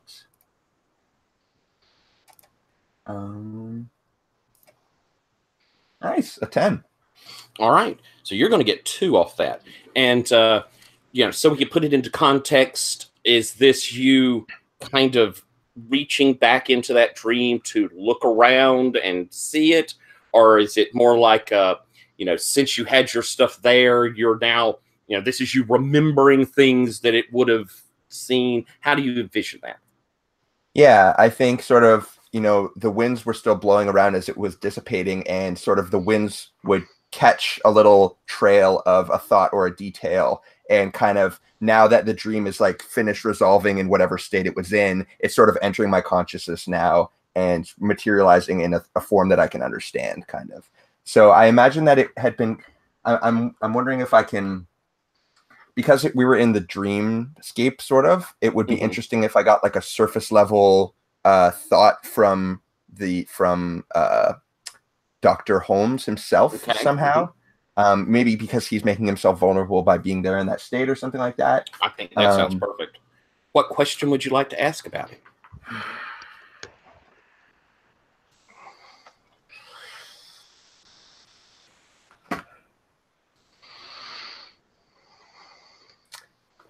I don't think it's fair to go right for like the full identity stuff. So I might like to ask about sort of his motivation. Like, if he's not a keeper, what is this whole hotel for? What is he keeping these people for? Like, what is driving him to do this?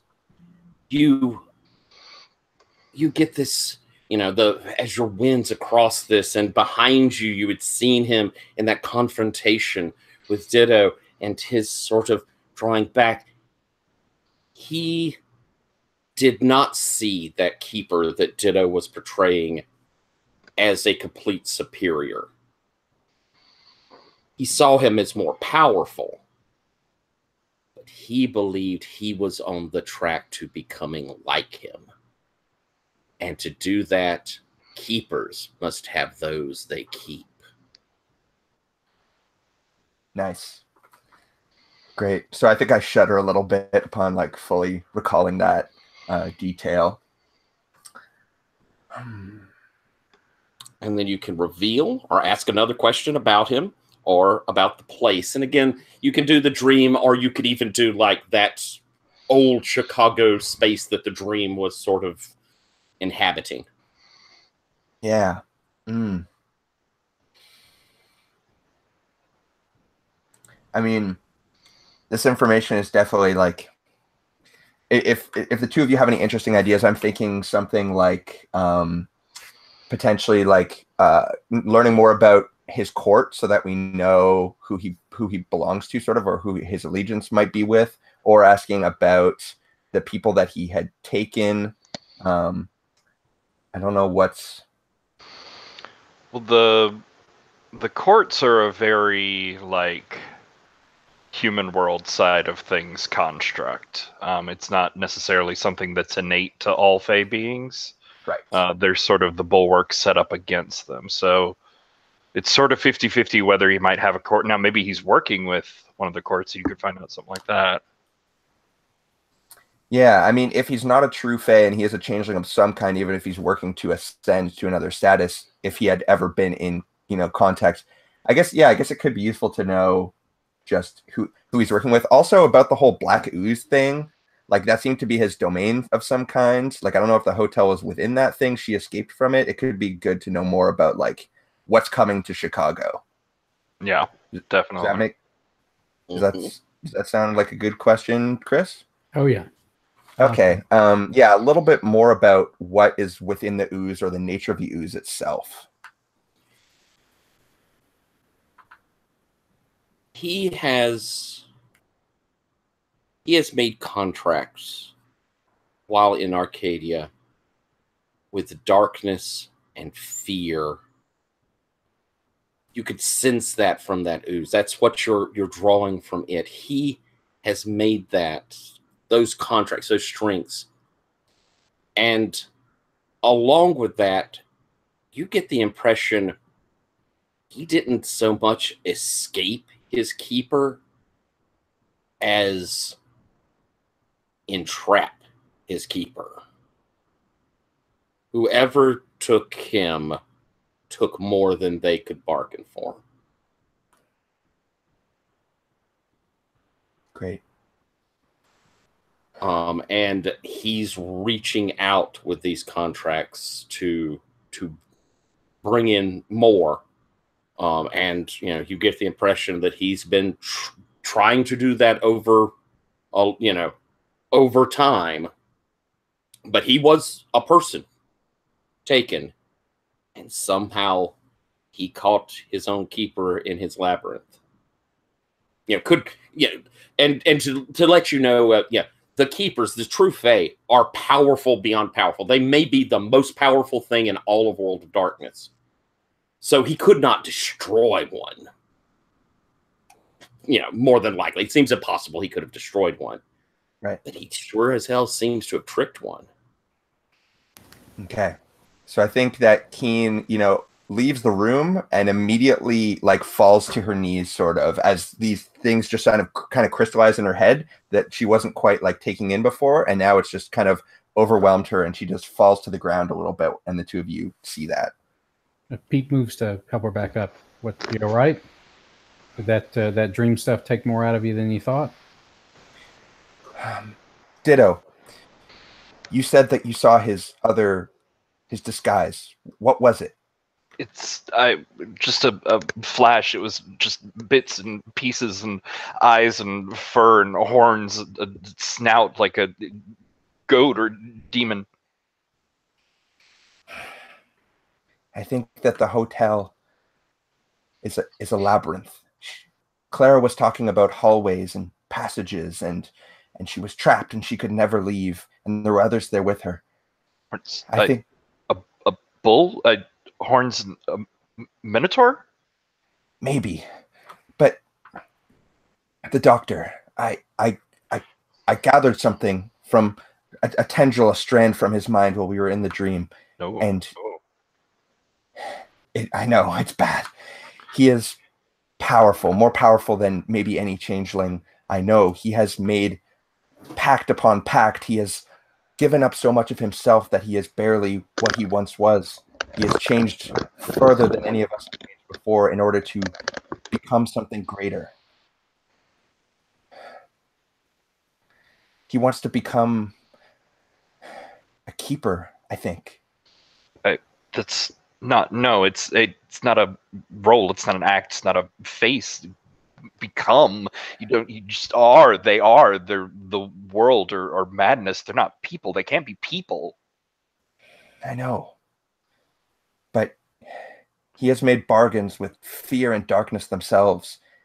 He has taken so much of that into himself that I feel his ambition and his desire to grow. And he will take until he has taken enough that he achieves what he has sought out to do. I don't know what that is.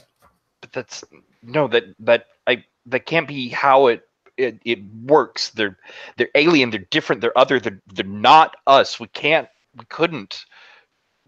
No one could. No, Pete. Yeah, I think that's part of what they do to us. That's why they break us and remake us the way they do. I don't like that. I don't like it either. I especially don't like that one of us is trying to do that here. And he's not just trying to do that. I believe that he's trapped his keeper in the hotel. Oh. He's overcome his captor. But why would he? Who would stay? That's you overcome, you run. You don't pull, draw, trap, tap. You only run if you have someplace that you remember being. We all ran because we remembered what home was. What if one of us was so broken that they lost that memory of home? This thing might be as lost in there as whatever else is trapped there. The difference is that he likes it.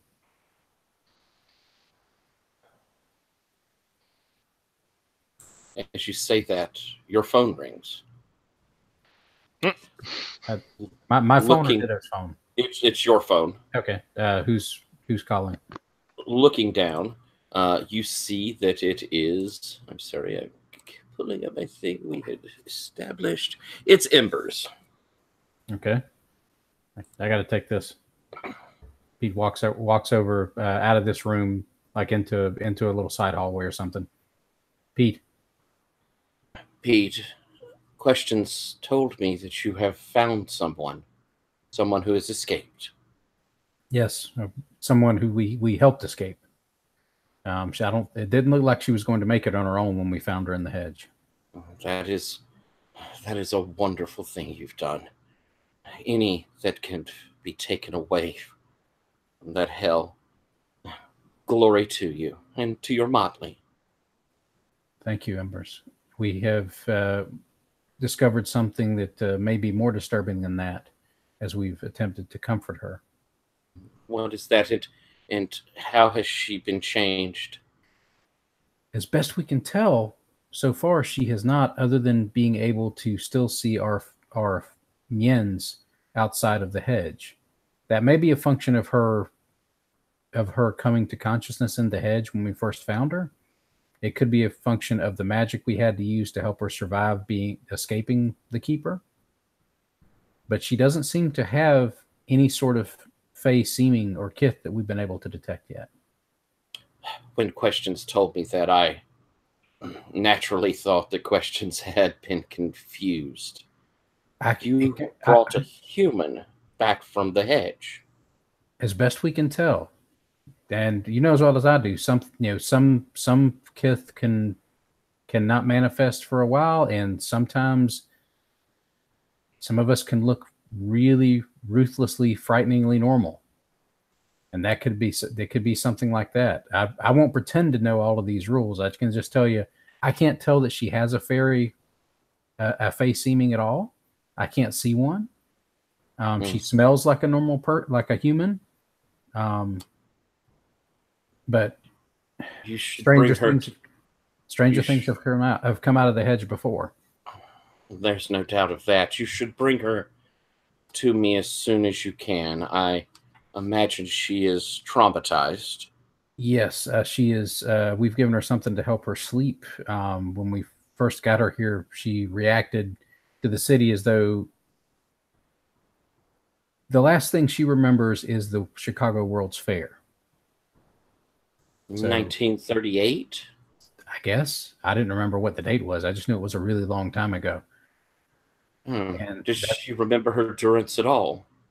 She remembers fleeing from this creature that she called, and I forgot what she was calling him. Dr. Holmes. It's Dr. Holmes. She said she remembers fleeing from this entity called Dr. Holmes. Dr. Holmes. Yes. And she's mentioned that she was trapped in what she thought was a hotel, and that others were trapped there with her. Holy shit. Do you recognize that? It sounds like you recognize that. That would be not 1938. That would be 1887. There we go. 1887.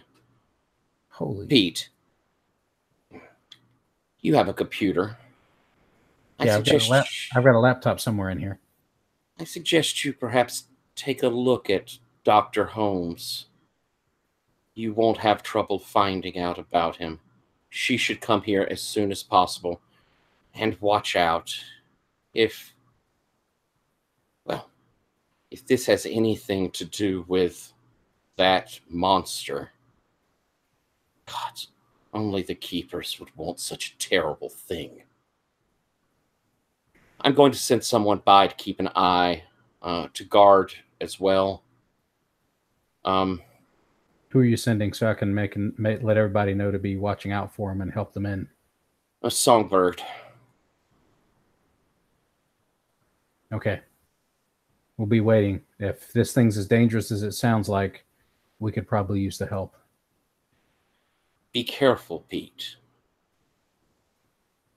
I will alert the other princes. I think that's a good idea. This thing sounds horribly dangerous. I thought it was simply a keeper, but it seems to be more complicated and even more disturbing than just that. There are a lot of questions, but if she's right, there are monsters outside of Arcadia, and this was definitely one of them.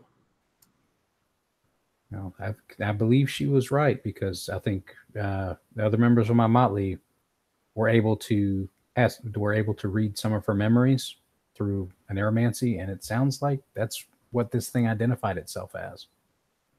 All right, Songbird will be over shortly. Thank you. And he hangs up and he comes back into the room and he tells everybody that they're sending over Songbird as an extra guard, and we'll kind of keep an eye on things. We got it covered. Don't need a canary. You ever seen Songbird? Plumage, singing, whistling. He belongs in a cage. I haven't seen a cage big enough to hold that thing. It's a monster. Not so impressive. I've seen better, handsomer. What?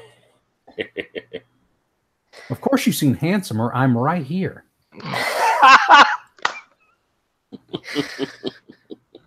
All right, Papa. How are we going to explain this dude to Nadia? Well, she can look at us, and when Nadia comes out, if Nadia has a problem with somebody else helping us keep an eye out for this dude, Nadia seemed pretty keen on protecting Clara from whoever hurt her. That does give me it is possible, he didn't put it in this system very much, but it is possible for changelings to enchant mortals so they can see their mean. Did you ever do that with Nadia? Does she have any idea what y'all are? Pete would never have done that, because I can't imagine. Yeah, I was asking more Keen. I don't think so. I think, I might be thinking about it, but I don't think we're there yet. I think I know very well that she's too much. And also this is Pete's house. So I think I respect it a little more than Nadia does. Good. Okay.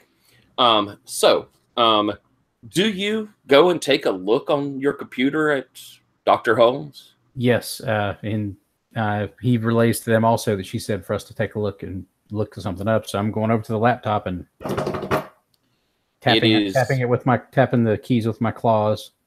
It is easy to pop up about H.H. Holmes, considered America's first serial killer and really one of the worst.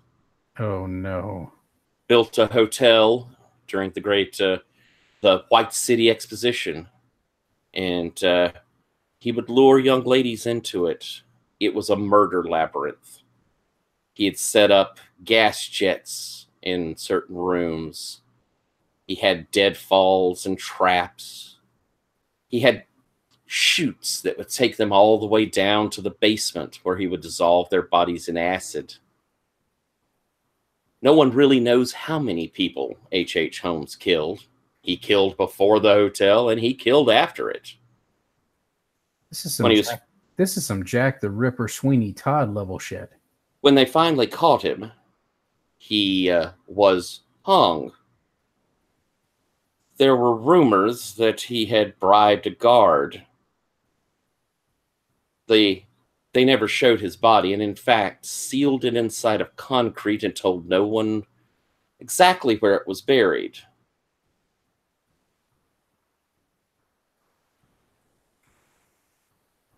I'm pointing to this on the screen going, I really want to kill this fucking guy. I don't like his hotel. It seems bad. It's not that it can't be up to code. It shouldn't be. I think that was before the code. Still, we should stop condemning. And you can see the address, South Wallace Avenue and West 63rd Street in Inglewood. Ooh, I do a Google street view for that area. As you look over it, there is now I think it's a strip mall. And you could see in there that they demolished the hotel shortly. It was before he was even killed, but shortly after he was caught. And it caught fire, then was demolished. And has been gone for over 100 years. But there is this, it was a block, good piece of a block. And now there are some buildings that are on top of it. And truth be told, as you're looking on the computer, there are people who do tours, murder tours here in Chicago, and that is a frequent stop. Ghost hunting tours as well.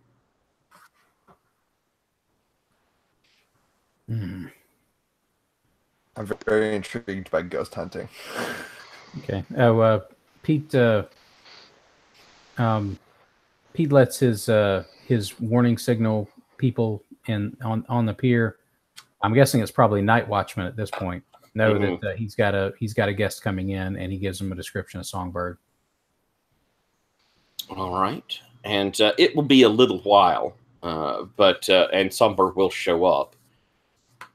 I'm going to again kind of lift us up a little. You can do anything y'all would want to, interested in doing. Any ideas of something you'd like to do? Ditto. While this is during this time between he shows up and throughout the rest of the night. I'll be right back, like 20 seconds. Certainly. Okay.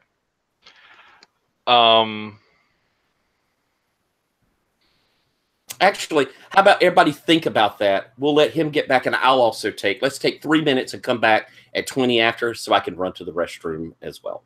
Okay. So let's do that. Back in 3 minutes.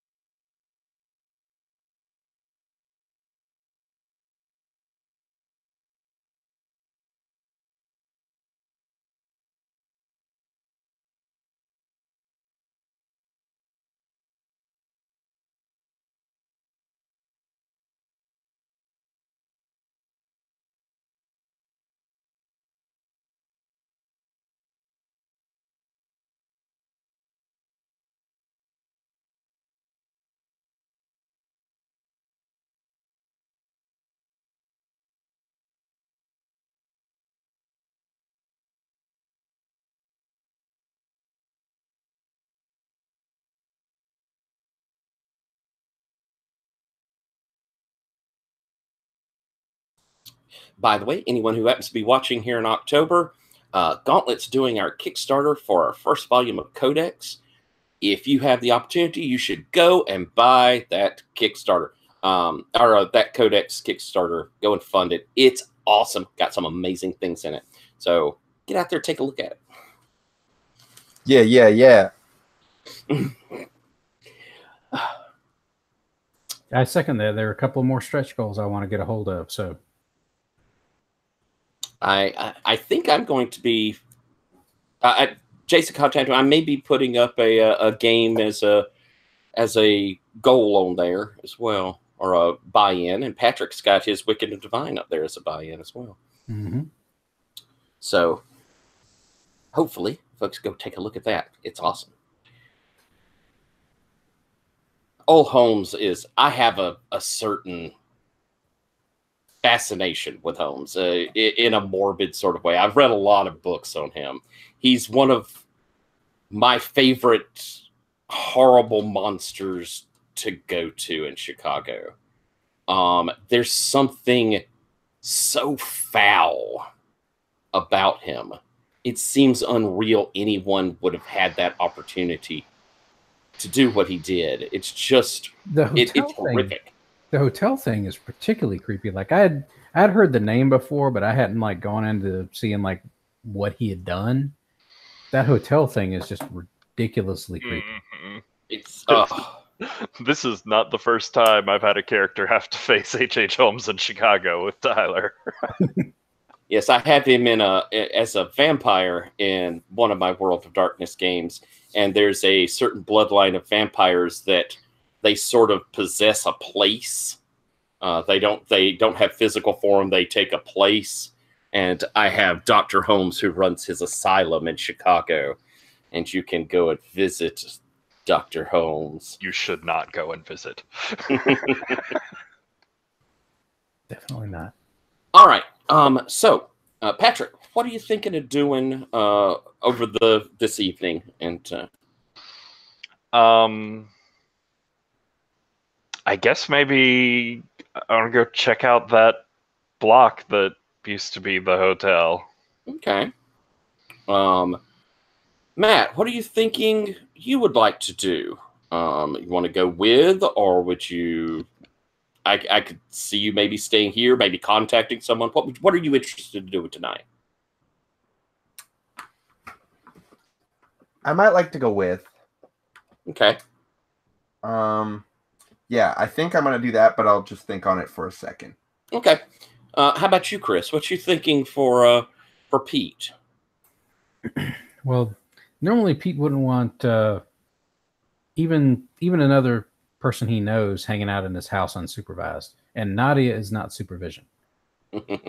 So I think Pete would feel like he would probably need to stay and like also make sure Somber Rex doesn't take it into their head to just like pick the lady up and run with her, which is another possibility that Pete wants to head off. Okay, that sounds good.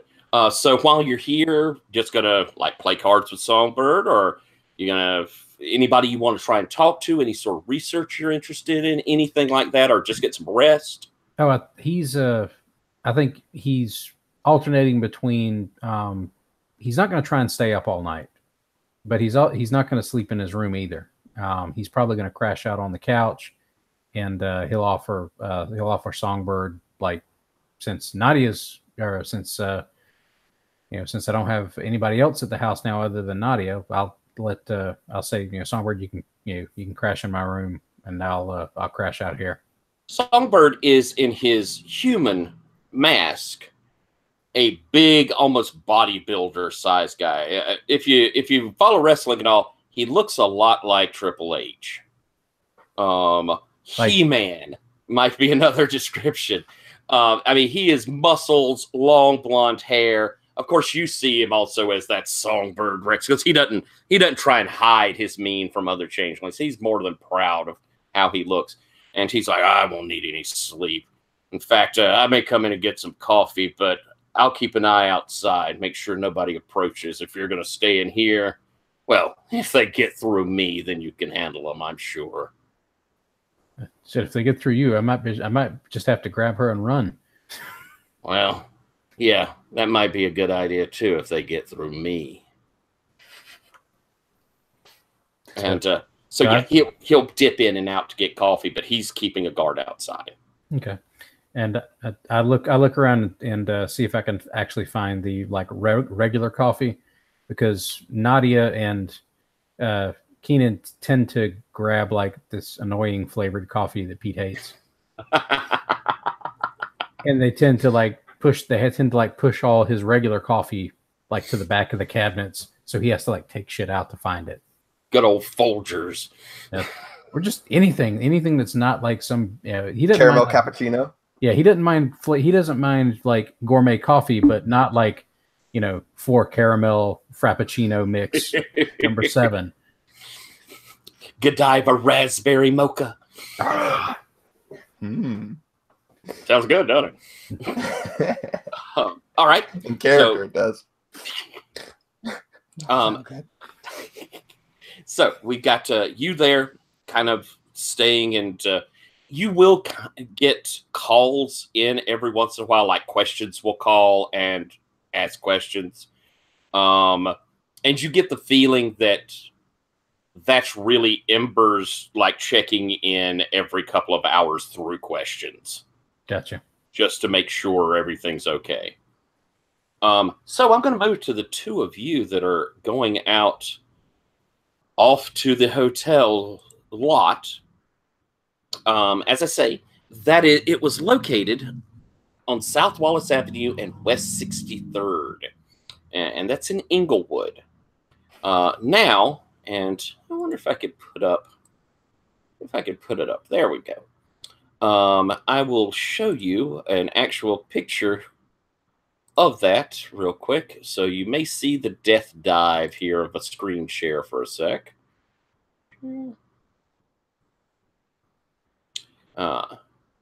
That's what they have there now. Which is, I'll stop sharing.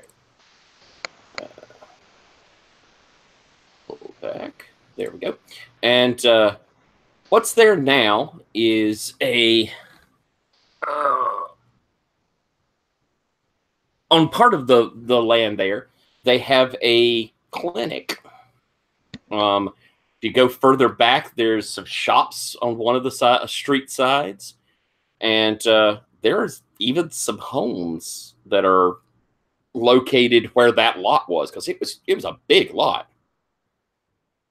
But primarily, there's that clinic, minute hospital type place. Well, Fae are perverse and weird, so homonyms could be the way to go. But I think first I'd probably check the clinic before checking the homes. Okay. And so, as the two of you approach, probably getting out of your Uber, unless one of you has a car. I don't see Ditto's temperament being very good for driving. Why don't we do a study there? Would one of you like to take lead on the study and the other go ahead and roll a support? I do have scrying if that would help us get anything additional, but if it's just like a look at the building, Ditto might be better with it. I've got a couple extra questions I can ask, but if we end up wanting to like peek inside the building, maybe you could do that without us having to set off the alarm and get arrested and everything. Yeah, let's know some shadows. Cool. So yeah, we'll find someplace. I don't know. It's where would be a hidden place around here? You can certainly find like where there's some hedges around some of the homes where you could get a vision of it. There's a bus stop.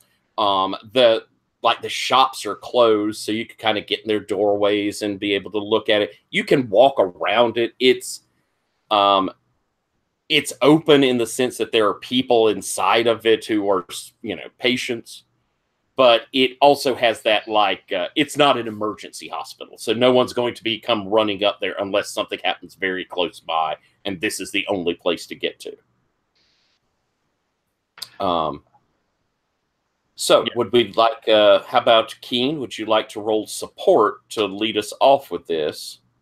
Yeah. And we can just go ahead and decide what we want to do with that support. What you feeling?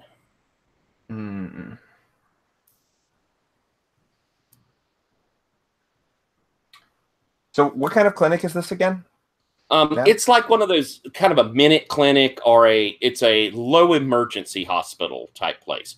So it would be people who, broken arms and that sort of thing, or also people who are coming in with their colds and things. It has some rooms for people who need to do an overnight stay, but it's not really it's not a residency hospital. It's, it's much more of a clinic. Right.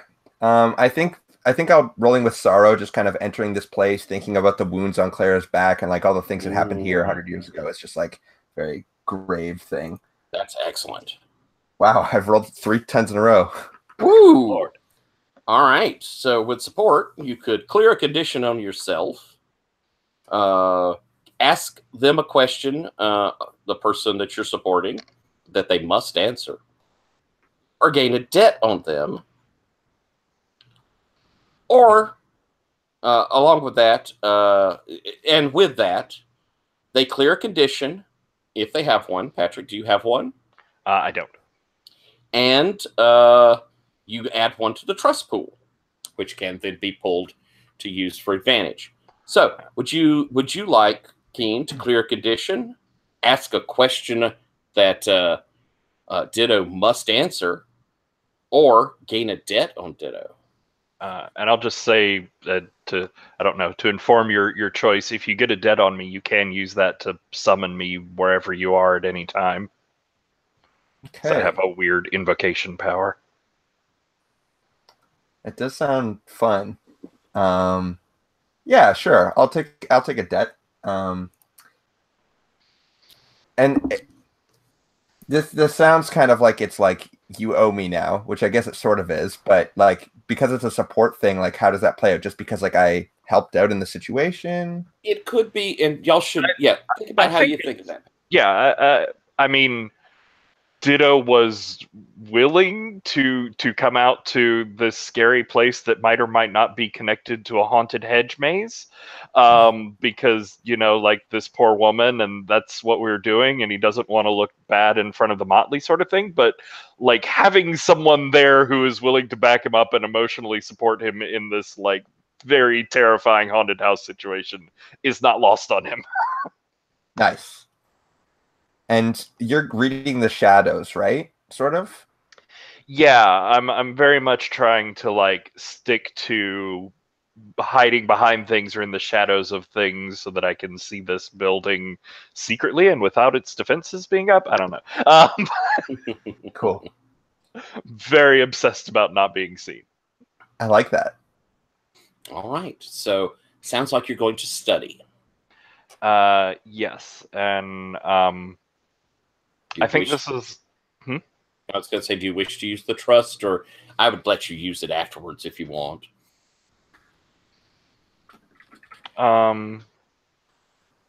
Yeah, I mean, I can go ahead and use it. We did the support for it. But I think this would also be with sorrow, just on the idea that like if somewhere around here really is connected to that place, it would be like a black hole of sorrow and despair sort of thing.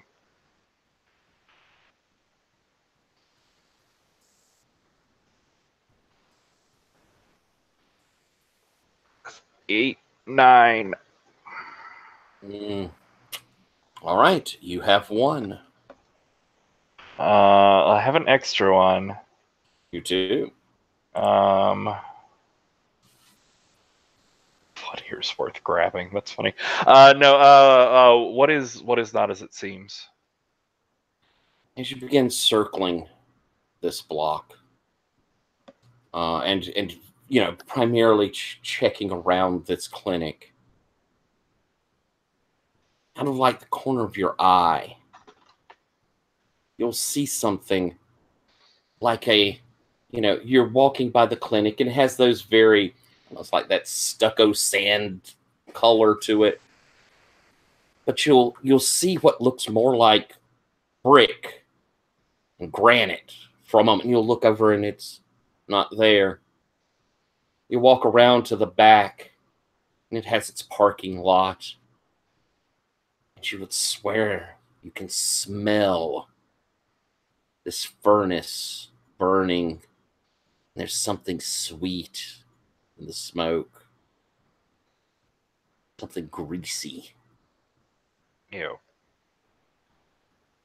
As you travel to the back, around the edge, where there are these couple of homes, you hear through a window. It's, early fall. You can hear a woman. She's sort of crying. And then through the window, this sort of scream. And you could see a light turn on inside. And you hear a man go, it's just a dream, honey. It's just a dream. It's all right. It's okay. It's okay. I couldn't find my way out. It's all right, dear. It's all right.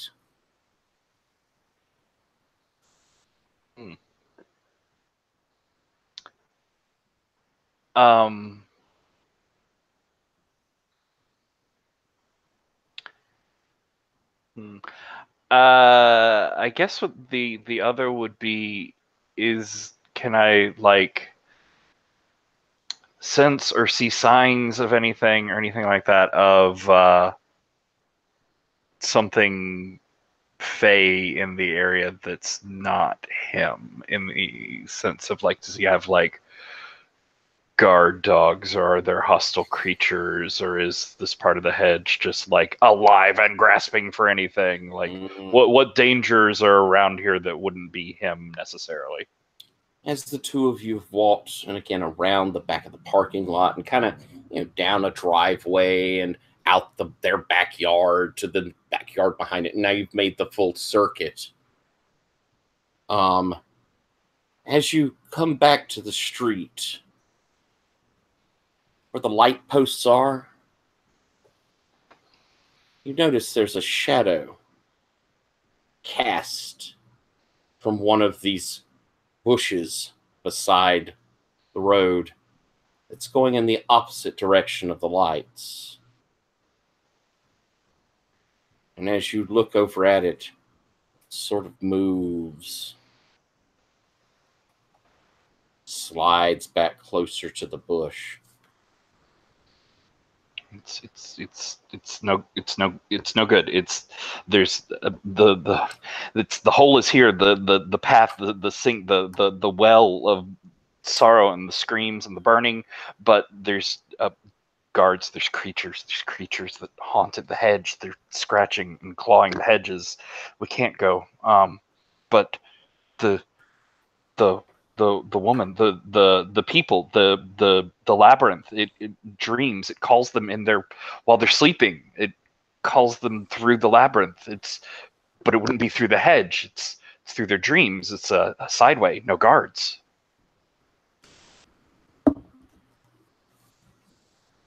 Should I listen?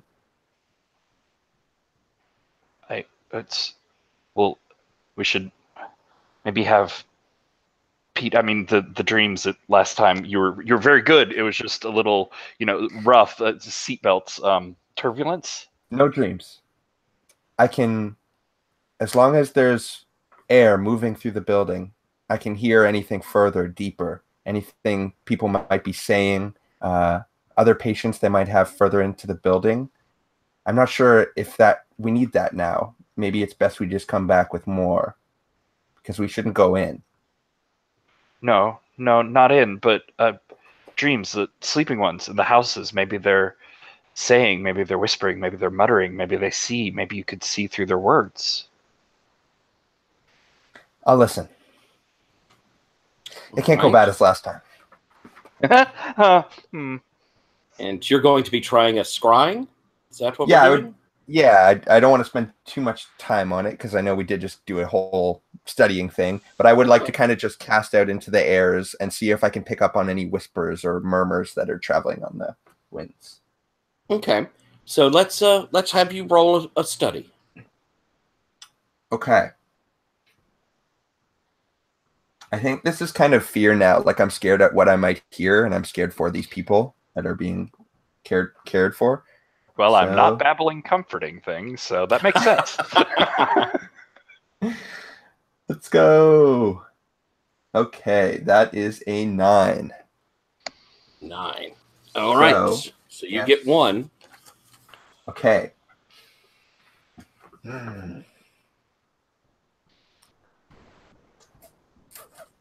And just to clarify, the woman's voice that was sleeping was from one of the houses or from in the clinic? One of the houses. The houses. Right.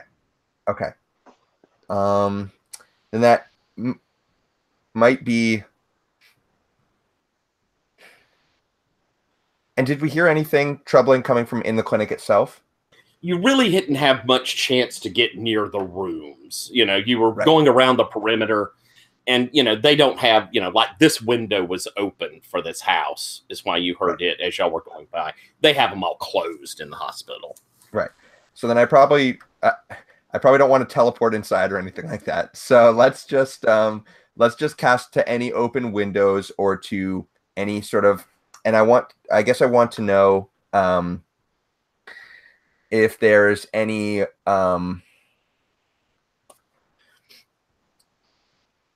sort of personality to this like malevolence, or if there's any like being here that if we knew more about it could be useful, or I guess about, you know, I don't know if this question is exactly coming through or if there's things here, but I guess I want just if we could get an upper hand on knowing a little bit more about inside what's the actually clinic. troubling Is that these what people. we're doing? Are you doing inside the clinic itself? I don't know if I can houses? get to inside the clinic if there's no open windows. So probably just the houses in the surrounding area. Okay. You're sort of diffusing out, and you know, you're trying to sense if there's you know, you're trying to look for that advantage, something that might give you that clue. As you shuffle through these, and you can kind of see it in your mind's eye as the breeze blows through. The curtains and the windows will slightly move.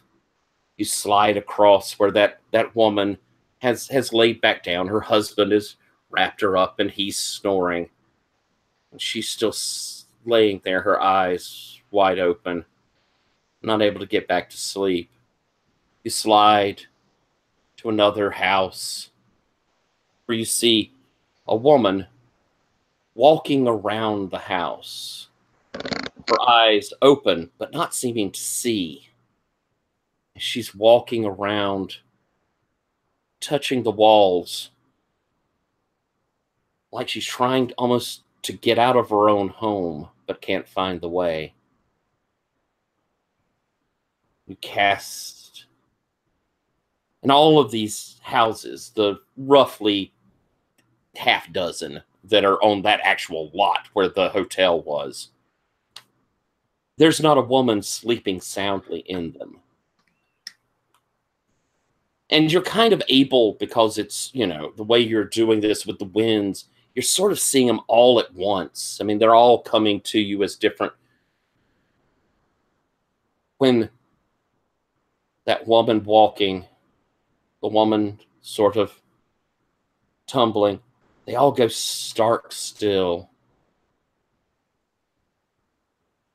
And they look, no matter which image you have in your mind, they all look directly at you. He's coming, and we won't get out.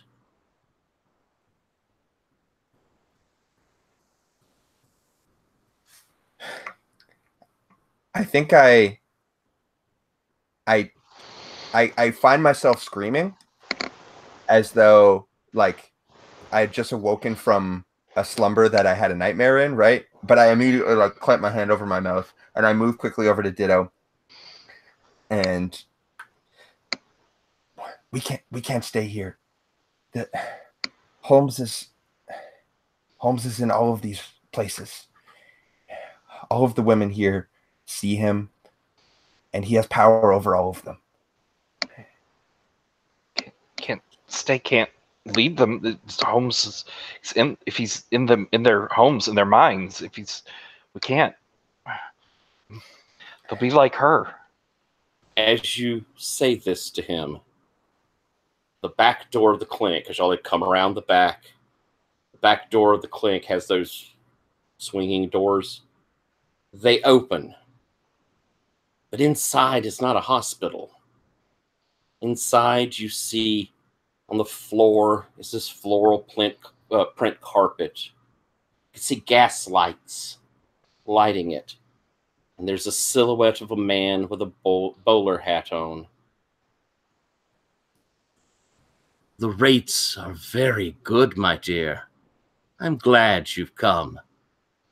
Come in. Stay a while. We're going to stop there. I like it. And, woo! We're going to do our end of the session. I have some hopes still to get these other conflicts on the board. We'll let our entanglements on the board. We did get Nadia in there, though, I felt like. So I want to ask, that's 1 XP for you there, Matt. But seemed like somebody helped you with that? Somebody played along into that? Oh, Pete, my man, was giving her a bunch of crap, played it perfectly, just as I had envisioned. It was awesome. I agree. And so you take an XP there, and next time around, if you want to keep that one highlighted, feel free. But if not, you can switch it off to someone else. We'll try and hit that. I do want to get Patrick. Do you feel like with Songbird there, he's sort of the other conflict, but they're so intertwined. Did it really feel like it hit that entanglement this time, or something we're going to pull on later? I mean, not really. It was a very short little, like, me sniping at him sort of thing. I agree. And but I do think we're going to have plenty of opportunity for that to pop up here soon. So if you wish to keep that, that's perfectly fine. You can switch it out if you want to, but I do want to see that, so I'd love for us to do it. Chris, I don't think I got to yours much at all, but I will. I promise you. So, all right, so we got that XP in. So end of session, you may clear a checkbox from one state if you need to. In other words, if something's been damaged. Is that right? Yeah. Yeah. I think we roll too well, though. Y'all have rolled fantastic. Y'all have been amazing. So I don't think anybody's hurt. Answer the following experience questions. Did you risk or sacrifice to interfere with your rival? That's instead the entanglement. We're instead doing the entanglement. Did you express your seeming or kith? Patrick, do you feel like you expressed your seeming or kith? Oh, definitely. I think so too. Sneaking Matt. and mirroring and stuff. Matt, think you've expressed your seeming or kith? I think so. I sure as hell think so. There were a lot of cool air stuff you did. Lots of neat things there. I thought that was really well done. How about you, Thanks, Pete? Tyler. Seeming or kith? Well, I think he did his seeming. He asserted his territory in his interactions with Nadia, and sort of asserted his dominance over people in his territory by refusing to just drag the poor girl over to the summer courthouse. So, I agree. And, we got to see the den for the first time, which was cool. Right. Yeah. I kind of want to find like a really cool like apartment floor plan and throw it up there, but then that might limit us later if we want to add something. Do you think you expressed your season, Chris? I'm not sure if he really got a whole lot of anger out during this one. He expressed that he was kind of pissed at a few things, but I don't think he really acted out too much. Like he was. I felt some righteous indignation, fury from you at a couple points. Yeah. You're saying you wanted to end that dude, and yeah, that's what it was. Yeah, I think I could get. I think you showed that. Take that XP. I think you deserve that. Okay, well, It's a that's cool gonna hit. anger. That's gonna hit me at 5. All right, Matt. Do you express your court? Did we see or your season? We see joy? I think we saw some joy. I think it was mostly in trying to get Clara to kind of a level state and to kind of bring her up and kind of like show her, hey, this place is great. And I think it was mostly in the, playing that instrument that was important to be, playing a song from my home, thinking of my parents. That was like a big joyful scene, I think. So I agree. I think you can take that. Thank you. Patrick, your season? Yeah, I definitely think we dipped in and out of sorrow there. I agree. Absolutely. Did you express your humanity, Patrick? I don't know. I just on a meta level, I sort of accidentally stumbled into an interesting voice for Ditto, and I think it speaks a lot to his like broken mind state in a way.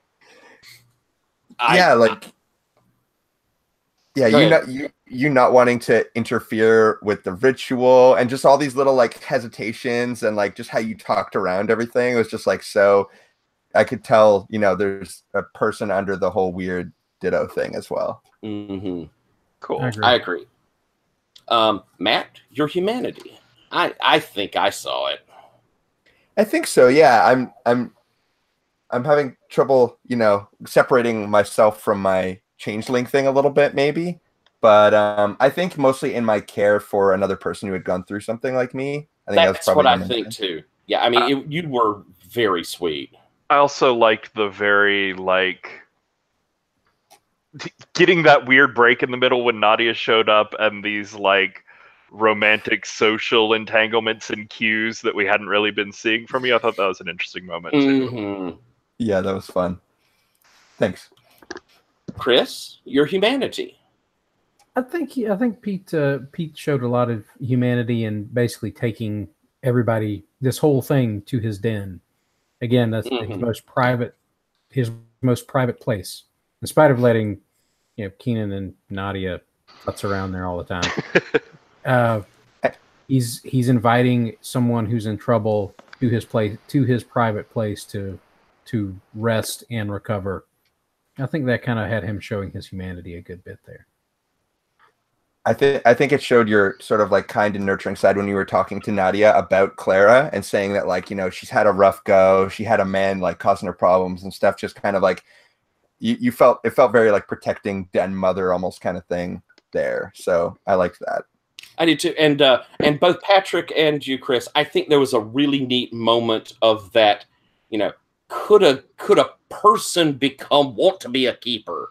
There was some neat things of that opposite of what we become, what that person is, and the human side of it. I thought that was really good. So yeah, I absolutely think so. Okay. And did you concede a conflict? Yes. We rolled too well most of the time. Did we actually concede one? I believe that we saw. The dream thing. Keen. Yes. Yep. Keen concede a conflict. You decided rather than fight to flee. You said, "This is not the place. This is not the hill I'm dying on today," and that's really what it is. It's coming. It's conceding something now, so I can come back better prepared next time, and that felt right to me. No, that's true. Yeah. Cool. Yeah, and I guess Ditto also sort of didn't push any further. You were kind of just like, here's me, and then he was like, all right, I see you, and then walked away, and you didn't like it was sort of a concession because you didn't like take it to the next level. But cool. What you think, Patrick? Maybe I don't know. I felt like I was coming in more aggressive there. Okay, but I definitely I think, Keen, you got that one, and that's a rare one to get. So for each one of them we've got, that's an XP. We should be starting to move up there to where we can advance. Folks should be getting close. So, and you can see there's the list over there of what you can use to advance. And we got about 6 minutes, but there's only 3 of us. I think we could do a real quick wishes and stars. My concept here, we'll do we'll do stars first. That's just hand out a little something I thought was really cool, something that was neat, something I liked. Then we'll do a wishes, which just is me asking something you like that you want to see in the future, something you want us to keep pushing on, something you'd like to occur as we go forward. That's sort of where those wishes are coming from. So, Chris, would you like to give out a star or two? Oh, I think I got to give one out to Keenan, especially because that's the first time I got to see the Neuromancy stuff in action, and it's really cool, and I like it. So that was awesome. Hey, thanks. Matt, stars you'd like to give out? I always want to give out too many stars, so I'll try and keep it to a few. But Ditto's voice, when that just came out, I was cracking up so many times at you, Patrick. You probably heard me, but I was just cracking up at Ditto. I'm looking forward to the rest of that. Chris, I'm glad you kept us on track as well. Like, I like that your character is someone that gets stuff done, and you're very responsible, and you were sort of like thinking ahead and had a lot of like ideas of what to do next. Call Ember stuff, like you got all the Changeling stuff down too, which is really cool. So you're a good like anchor for the crew, I think, this session. And Tyler, this is so cool. It's all so cool. Like I haven't got to play with you as GM before, and you're so good. All the suspense, all the pauses and everything. I'm just like, what's he gonna say? So stars for everybody. That was so much fun. Thank you. Thank you. Patrick, stars.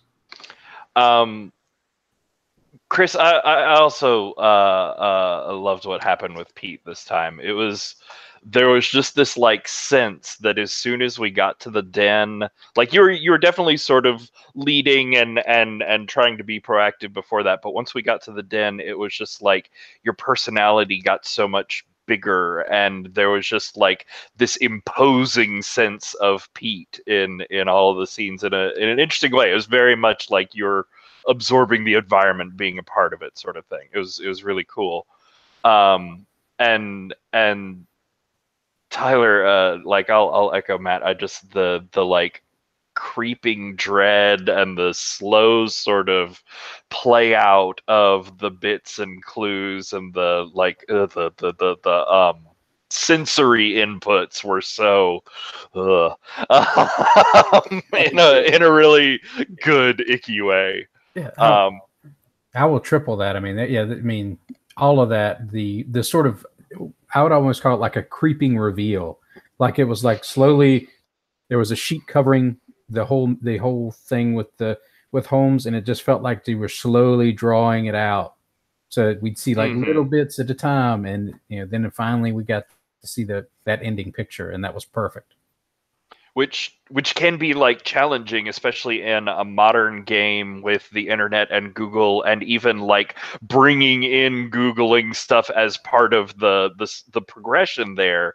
You still manage to keep it like slow and deliberate, rather than like, oh, you look him up when you get home. It was awful, man. It was just. Well, thank you.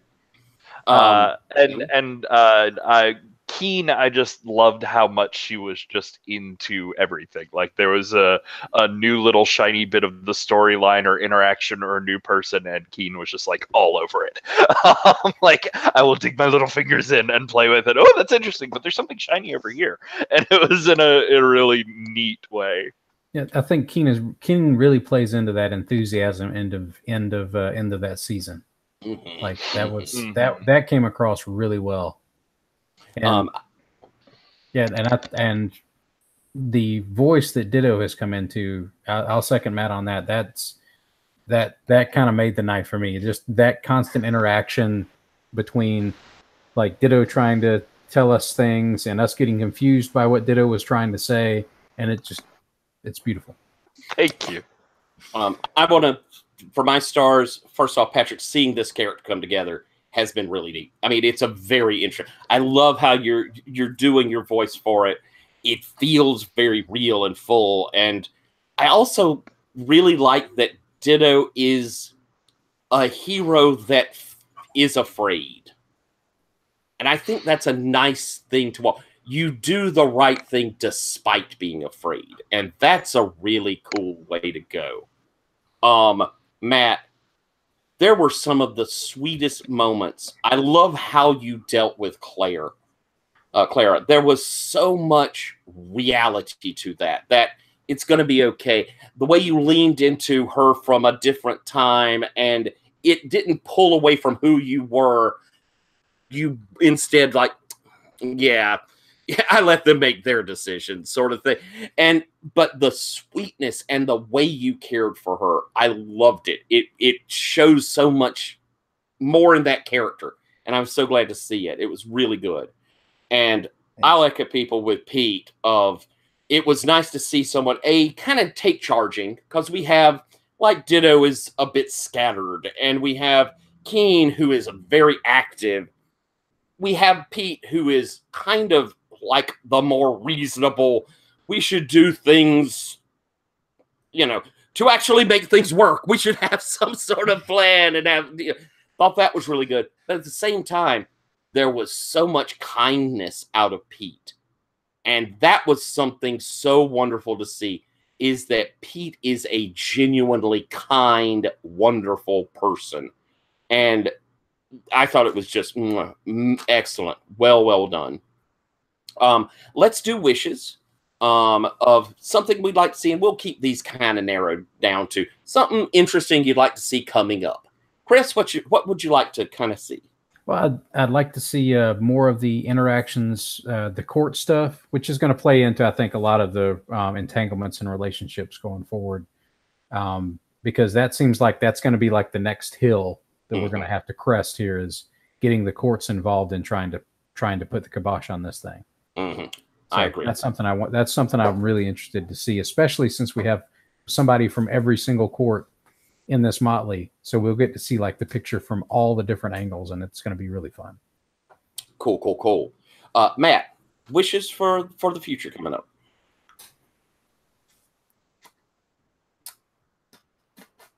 Well, I have a little wish for myself, and to maybe be a little better with spotlight stuff. I think maybe at the beginning I was stepping back, but then towards the end I was like doing a whole bunch of things, which is fine. But I just have a tendency to talk a whole lot and sometimes overplay a little bit. So I just need to just keep it in check. But I also know that there's only three players. So anyways, just a little thing. But yeah, I didn't see that really. I thought you were very generous. Okay, thank you. I definitely like the references to the White City stuff that I didn't really know about before, but I'm kind of learning about the history of Chicago and the World's Fair and stuff, which is actually really cool.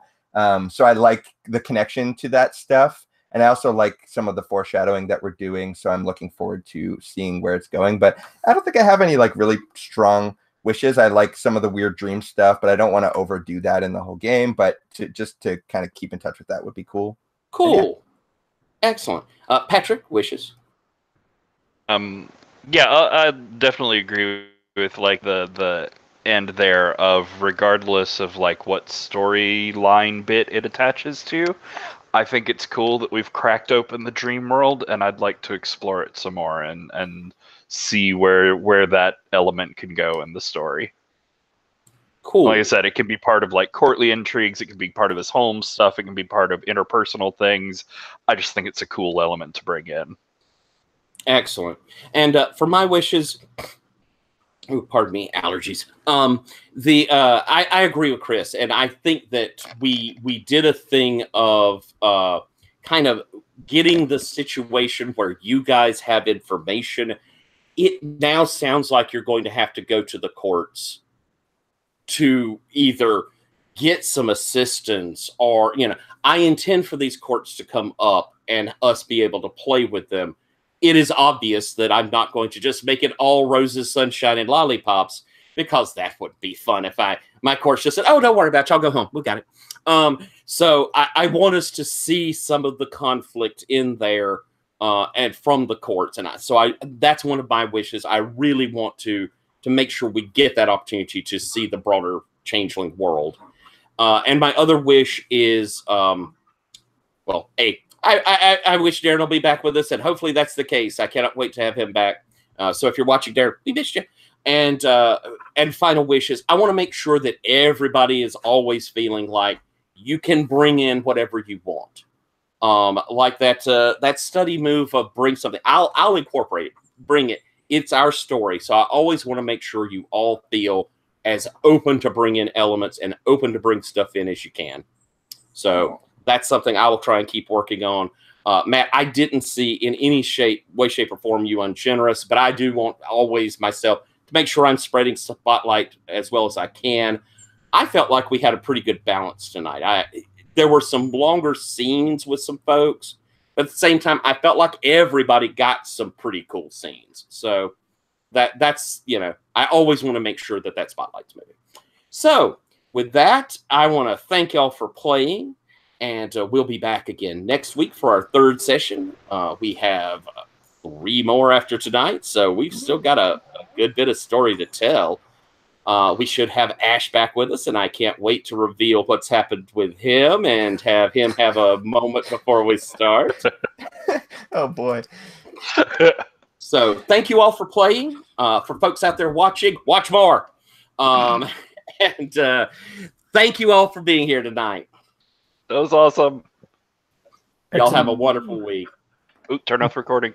Oh, and turning off the recording.